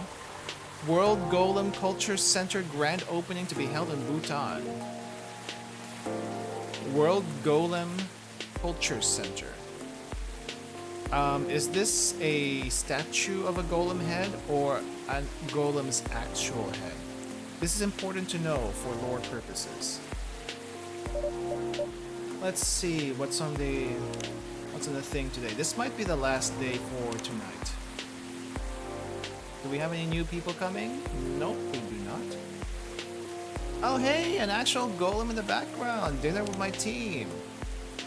Ah, so this is the team. You got an orc, you got a golem. Interesting, they have a golem. What do they do exactly? And then I guess it looks like a couple of humans at least, that I can tell. Oh, and I guess some weird yellow thing in the middle. What the heck is this?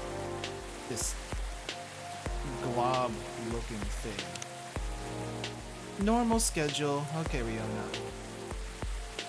Take it an easy day because self-care is important. Don't forget to take a good rest once in a while.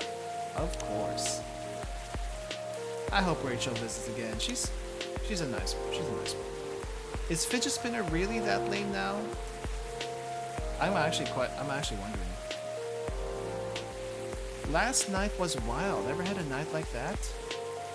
It was extremely wild, my dude. Extremely wild. All the ingredients are stocked up. The weather's keeping quiet, but it's still raining.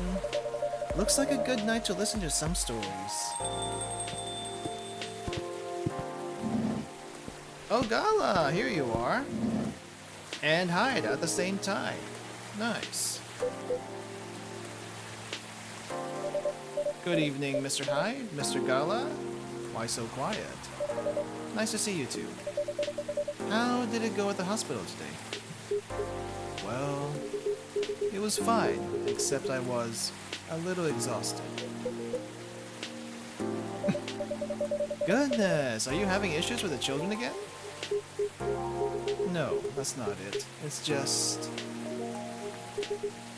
Well, for starters, my Fury's giving me a hard time. Oh, is it that time of day again? Oh, that time of the month? Your Fury? Is it the full moon already? Nope, but I sometimes get pre-Fury symptoms. Pre-Fury symptoms?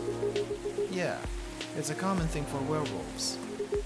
A few days before the full moon, our bodies start to prepare for Fury. And that changes the way they react to pretty much everything. Symptoms vary depending on who you ask, but it can affect our muscles, our appetite, our energy levels. It can give us headaches and a lot of other stuff. Small, but annoying. That does not sound pleasant. No, to be honest, it's not great. For me, I've been feeling pretty sore and more tired than usual. And a bit crankier as well. Is there a drink that could help you with that? The Galahad again? I never found one, but anyone can come up with it? It's you. Since a Galahad can soothe your Fury, maybe it would work pre-Fury as well? Maybe. But I think it needs to be more relaxing. Like a Galahad but with no caffeine and maybe blue? Galahad but blue. What's a recipe for the Galahad again? Tea, milk, and ginger. So blue milk and ginger?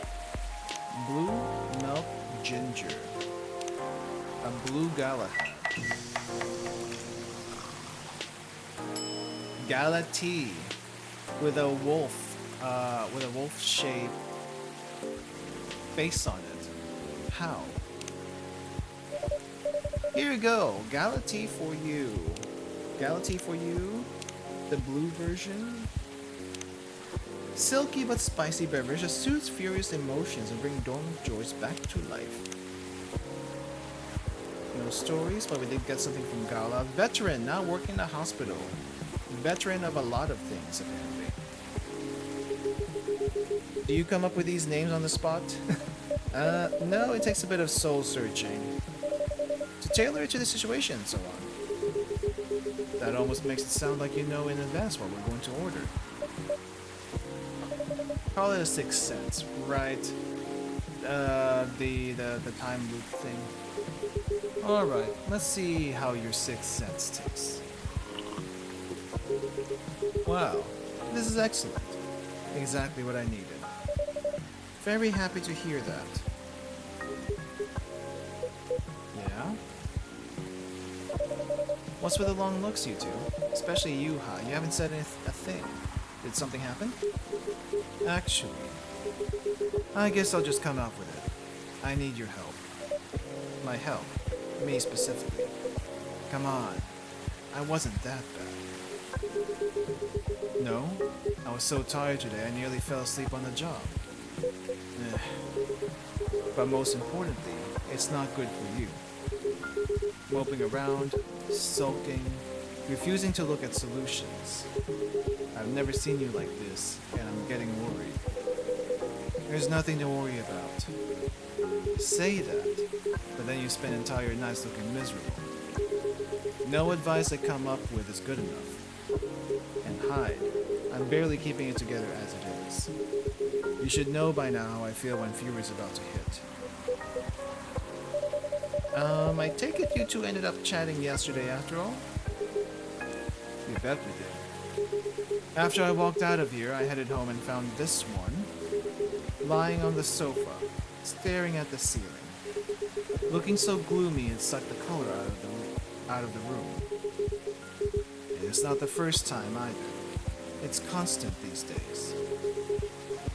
Please help me help him. I'm at my wit's end. Right, the moody vampire. Mr. Hyde, would you like to talk about it? Please? Fine. The truth is, I'm bored to death. Or I would be, if it wasn't for the whole immortality thing. I'm nearing 40 years old. I thought you were much older than that.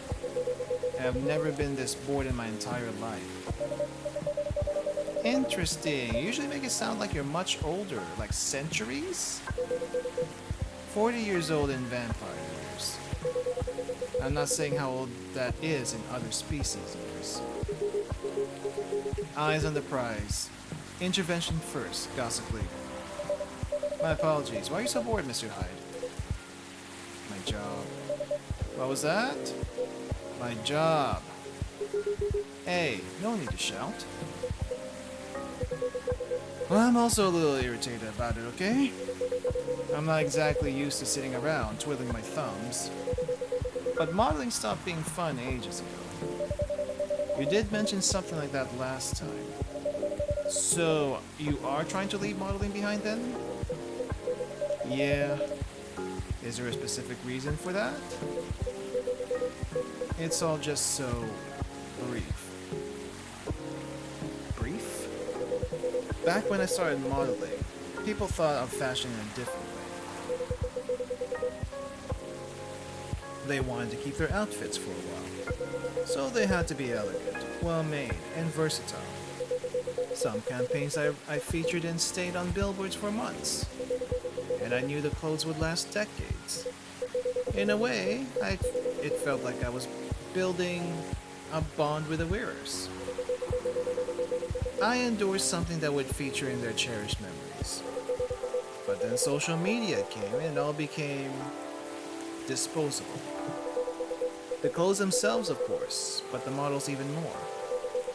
I shoot a campaign, the brand posts it online, and it gets attention for what, 10 minutes?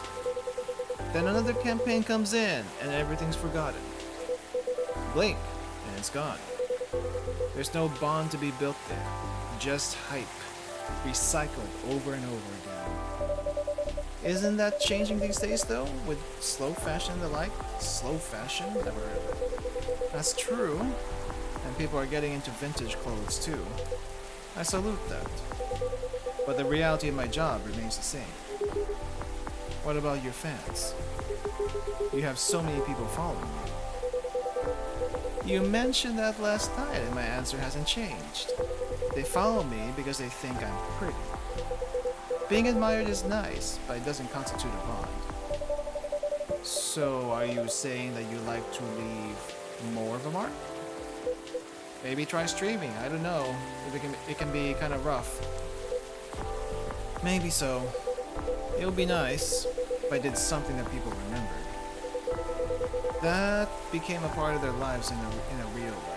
I think we're getting a little bit of a overarching theme in this game so far, being remembered for something.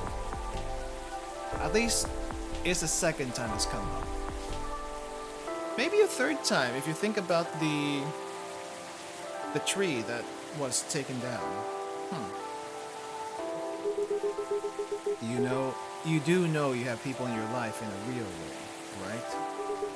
People who always remember you. That's not the same thing.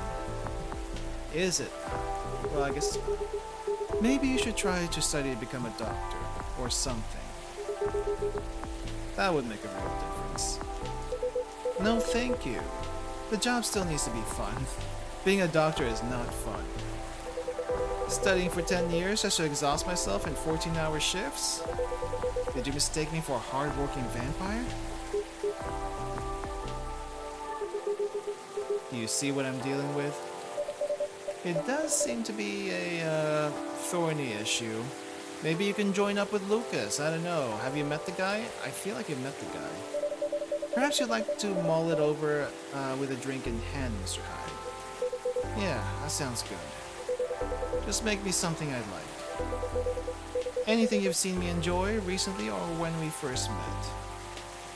Recently or when we first met? Alright, Hibiscus tea it is. We shall give you the Jane Rosella. Tajane Rosella. Hibiscus, El Ginger, and honey. Oh wait, no, I think he likes Zobo. Actually, he likes Zobo. We'll give you the Zobo. Zobo, ginger. There we go.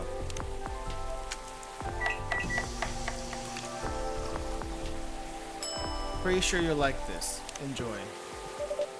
Here you go, Mr. Hyde. You seem to like this well enough. Nice. And you lost your bet, Hyde. A bet. When Hyde was wallowing in self-pity yesterday, I told him many people care about him. And I bet you could remember what he liked, even if he gave you no instructions. So now I get to say that I was right. And Hyde gets to buy me dinner. At a place of my choosing. Oh, but make it expensive. You're going to pick that horrible steakhouse again, aren't you? You know it. Have you won other bets in the past, Mr. Gala? Let's see. You say it, Hyde. Do I have to? He's won every single one of the bets we've ever made. Wow. Yeah, I'm this close to being able to buy a new TV with the money I'm saving on food. Just rub it in my face, why don't you?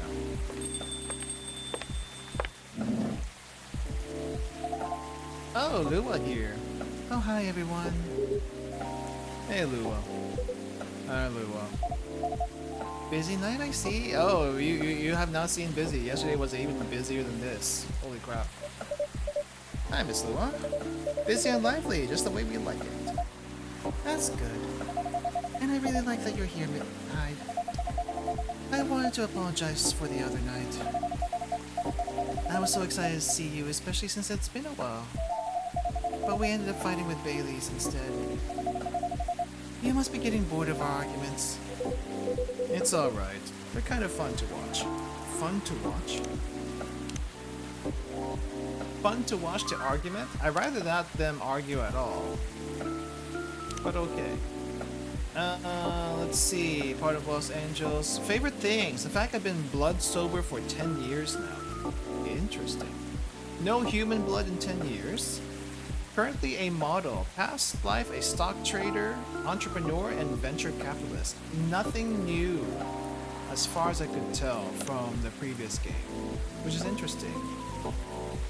Hey guys, up? What is... I think he's drunk. I think Lucas is drunk. Okay. How are things with you two, by the way? Let me order before I answer. If that's alright. Of course, what would you like? I spent the whole day taking in meetings and presentations, so I have a bit of a sore throat. Is there anything you'd recommend for that? I think there's a cough drink. Definitely something with lemon and honey. Sounds great. I'd have a lemon and honey drink, please. Okay, I think we do regular tea with honey and a spritz of lemon. I think I actually made this not too long ago, but I didn't serve it. Honey lemon tea. I think it's an actual drink. Honey lemon tea. It doesn't look like it's an actual drink though. But let's try it. Here you go, some honey to soothe, some lemon to boost recovery. Thanks, doctor. This truly is lovely. Just what I needed. Great to hear. My company's trying to get a big contract. I've been organizing meetings with everyone, making sure it's all going according to plan. It sounds pretty tough. Yeah, it's a lot of responsibilities and decision making. And part of me likes that, but part of me feels the pressure of it. So, it's nice to be able to unwind with a warm cup. Anyhow, to answer your earlier question, Gala, you're probably gathered that Bay and I have been fighting. Yeah, and Hyde told me a little bit about it too. Right? Well, we haven't discussed the wedding for the past couple of days. And honestly, it's done me a lot of good. The thing is, I know Bay means well. He's just all these things that he thinks I'd like. And I should like them. He's paying attention, not just sending random ideas. I should be grateful that he's trying to please me. But I get annoyed instead. And then I start feeling guilty that I'm annoyed. Which makes me even more annoyed. It's not great, I know. Well, it'd be easier if we always acted rationally. If we only got annoyed at the right people for the right reasons. But things aren't that simple, are they? That's true. Although, I guess if you figured out what actually annoys you, it would help. That's the problem. I'm not sure. At first I thought I was tired or worried. The decision making at my job is taking a toll for sure. It's a bit hard for me to also deal with organizing things in my personal life. Also, the financial side of it is hard to navigate. I don't want Bay to spend too much money, but he's right that involving my family comes with strings attached. But I'm not sure how to avoid that though. But I'm realizing that might not be the main issue. The more he sends me links to venues and caterers, the more it feels all wrong to me. I don't mean the wedding itself, I want to get married to Bay. But the way we're planning it, I don't know. I've been to my friends' weddings before. I've also been browsing the most popular wedding pictures online. They're always just big parties, very put together, very classy. They have their whole families over, their friends and colleagues. They rent these beautiful barns and they hire live bands. They wear designer dresses and bespoke suits.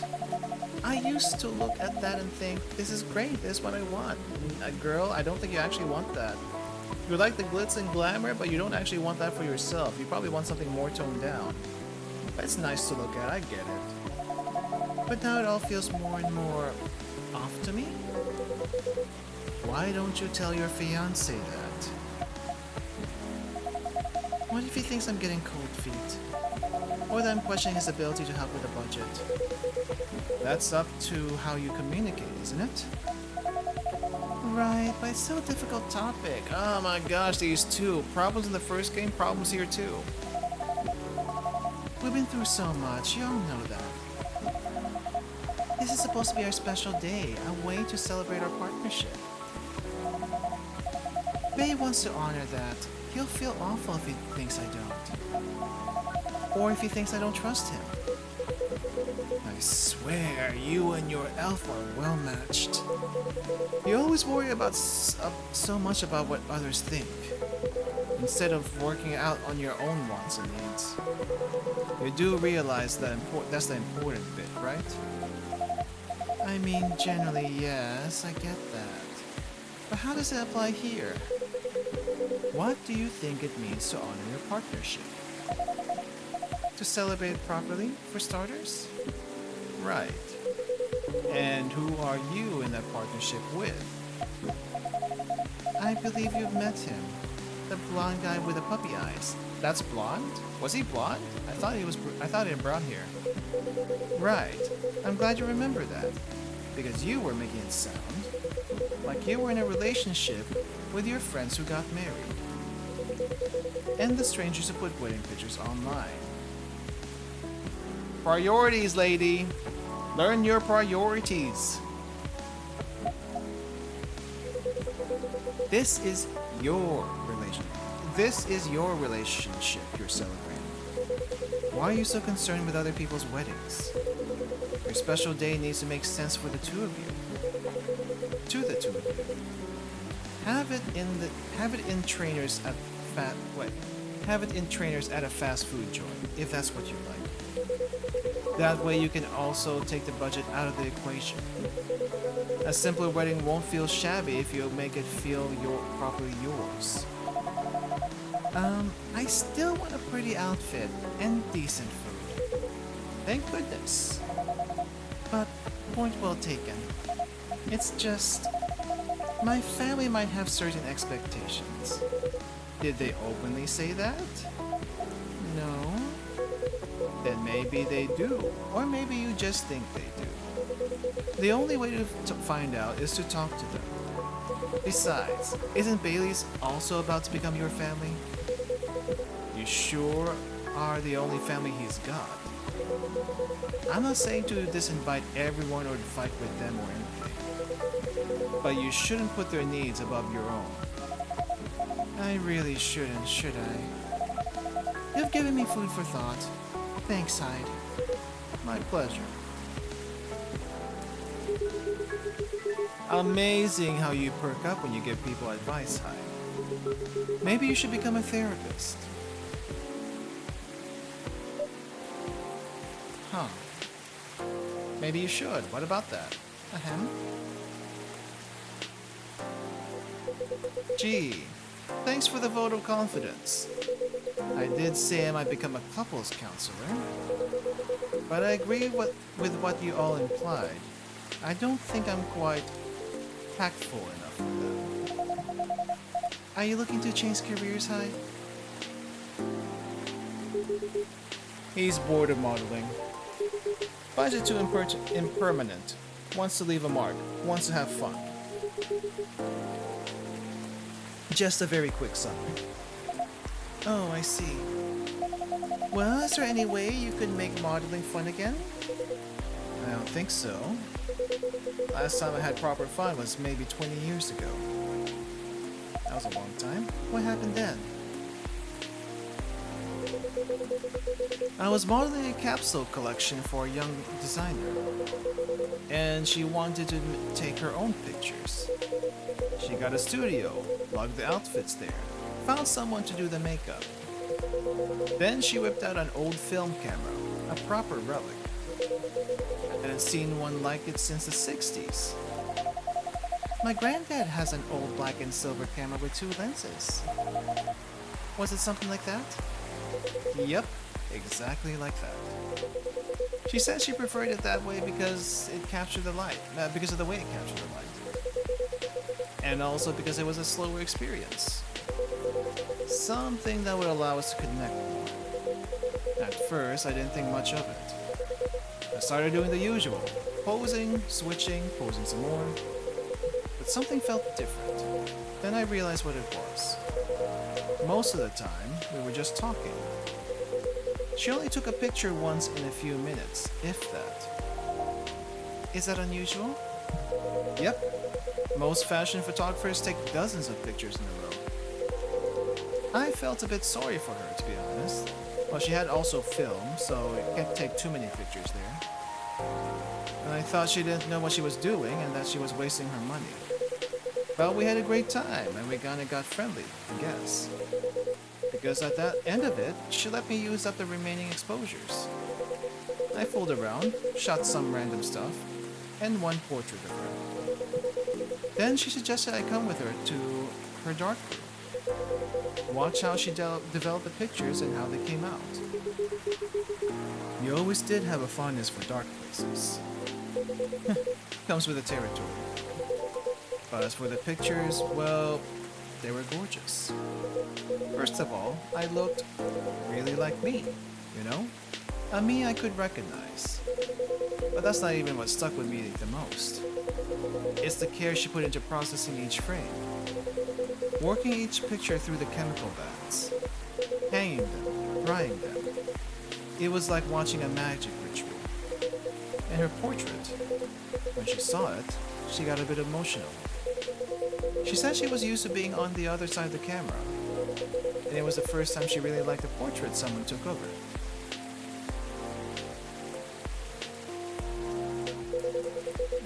I'm in a weird place these days. It's not like me to tell these kinds of tales. Or to launch into soppy monologues, really. Just forget it. No, I think it's a beautiful story. And it gives me an idea, I think, of another career for you. Please share, Lua. You'll be doing both of us a solid. A solid. Go on then. Well, maybe it's because I've looked at so many of them recently. But apparently, film is making a big comeback for wedding pictures. It's what you said. It captures the light beautifully. And it's a more personal, slower approach. Maybe you could try that. Who? Me? No, the other vampire was looking for a new line of work. I think you've got the wrong guy here, Lua. I know I'm disgustingly sentimental these days, but I'm not that far gone. Attending one wedding gives me cavities, let alone several per month. Well, forget about it then. No, don't forget about it at all. It would be perfect for you. Come on, Hyde. I know you like to play strong and sarcastic, but you are sentimental. And you love to chat people up. You'd solve all the bridesmaids' drama and offend the parents. But most importantly, you do something for these people that they'll never forget. They'll look at your pics their whole lives. And if that's not leaving a mark, I don't know what is. You're assuming they won't get divorced. I don't know if this is the right topic for Miss Lua. It's alright, I know some marriages end in divorce, but that doesn't change anything, does it? Whether a marriage lasts for a few months or several decades. A wedding is still an unforgettable moment in someone's life. That career in the mafia is really looking up. You're hopeless. I'm falling asleep on my chair now, so I'm gonna head back. Do whatever you want, you thick-skulled vampire. Just don't stay out too late, okay? Yeah, alright. That's my cue as well. I have some thinking to do. And maybe some talking. Thanks again, Hyde, and good luck. I hope your next adventure's a good one. It will be. Good night, Lou. Good night. See you later. Good night, you two. Well, did that solve your problem, Hyde? Here we go again. Last one sitting. Indeed, proper night owls. You didn't say anything about that wedding photographer idea. It's ridiculous, right? That's not for me to say, but I wouldn't call it ridiculous. It sounds like you enjoyed the whole film photography experience. And you do like being around people, don't you? I do, sometimes. But I'm not a romantic. People get married. They think they're taking a first step into forever. Well, there's no such thing as forever, unless you're a vampire. Everyone ends up disappointed in some way, and then, next thing you know... I don't want to sound too depressing. So, you don't believe in love? Of course I do, but only in a certain kind. You can choose to keep supporting someone, to enjoy their company. You can do that for years, with friends, families, lovers. But at the end of the day, you're still you, a separate person. And there's still them. There's no two souls becoming one. Not really. I know. The one time I tried, it really didn't work out. But do you regret trying?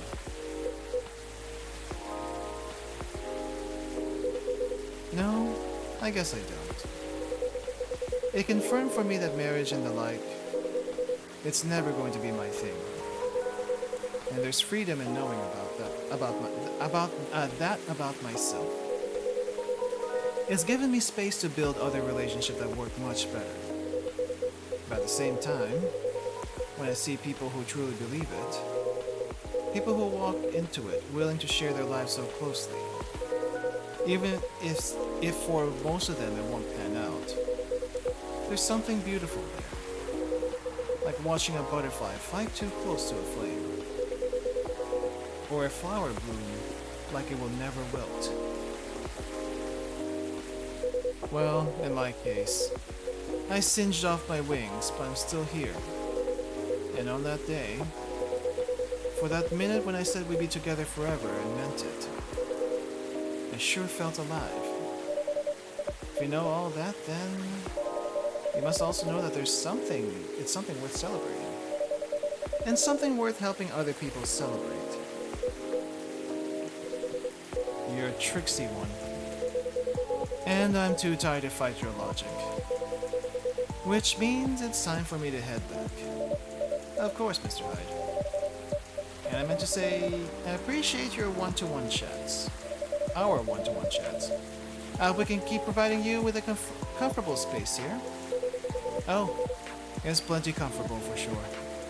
Besides, well, oh, someone posted. What's going on here?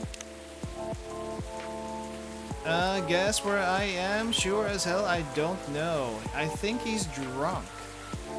Oh no, Lucas, what's going on with you? What's going on with Lua? Lover of the bright moonlight, believer in a life without a fight. Big fan of art and poetry, working 9 to 5 in a trading company by day. Oh, trading company. Going to poetry readings and museums on the weekends, and raptured by the forbidden fruit. What the heck is a forbidden fruit? It all boils down to this, doesn't it? The way time passes for me is very different from anyone else I know. Thank goodness. Gala is from a long-living species. But even then, he'll grow old before I do, eventually. The world will change 100 times. Technologies will die out, new technologies will come. I will feel again the way I feel now, in a century, maybe 2. And Lua and Gala won't be around to give me advice. Neither will you. The world won't wait for me. But you will, am I right? Really? That is very perceptive of you, Mr. Hyde. How do you know that? What gave it off? Hey, you've grown to know me quite well. It's only fair that I know you a little in return. I suppose that's true. So anyway, I'm looking forward to that. To continuing our story.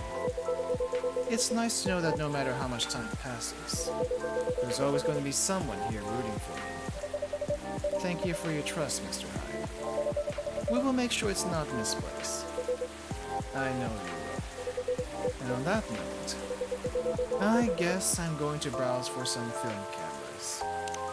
No, what happened to Lucas? I have a feeling Lucas got into trouble. Are you lost? He is lost. He is lost. He's drunk and he is lost. What's the worst that can happen? Indeed. Take care of yourself, friend. And you as well. And the world won't wait for you, Mr. Hyde. I'm pretty sure you said that to someone else. But some of us will. Some of us will. Jingle beans? Jingle beans, a warm drink with a kick of Christmas mornings. Also perfect against headaches and rainy work nights.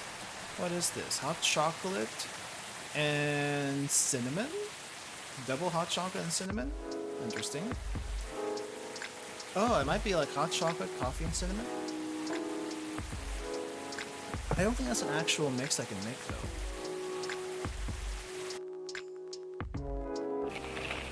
Let's see what's going up today. Robots asked to give ultimate advice. Robots asked to give ultimate advice? What the heck? Elven burnout is real. Here's how to avoid it. Because they live so long? New image recognition tech confuses gnomes with dwarves. A review. You know what? I actually do not know the difference between gnomes and dwarves to begin with. And this guy over here, he'd be looking like Mr. T. If anyone still remembers who Mr. T is. Oh, someone's already in here. But we are gonna have to figure out who that is next time. Let's see, how many days do we have left? I think we are right 1, 2, 3, 4, 5, 6, 7, 8, 9, 10. Okay, so we're right here. We got 1, 2, 3, 4, 5, 6 days to go. We might actually be able to finish this next time. But let me see. Let me make myself a little bigger here. And so yeah, that's our coffee talk for tonight, guys. I don't think we really got into too heavy of a topics, but a lot of stuff about remembering, being able to remember people, leaving a mark and whatnot. I don't know what to say about that for myself personally. I suppose it might be nice to have someone remember you. At least the people who are important to you, at least. But I hope you guys got something out of all those stories, though. Maybe it helped you think about some things. Maybe it was just interesting to listen to. Maybe. But that is all I have for today. Thank you all for coming. Thank you for watching. Thank you all for listening. And I'll see you all next time. We'll be back with more coffee talk next week. Hopefully finishing it by then. And we will be also back tomorrow checking out our last MRE for a while. So yes. Alright everyone, have a good rest of your day. Bye bye.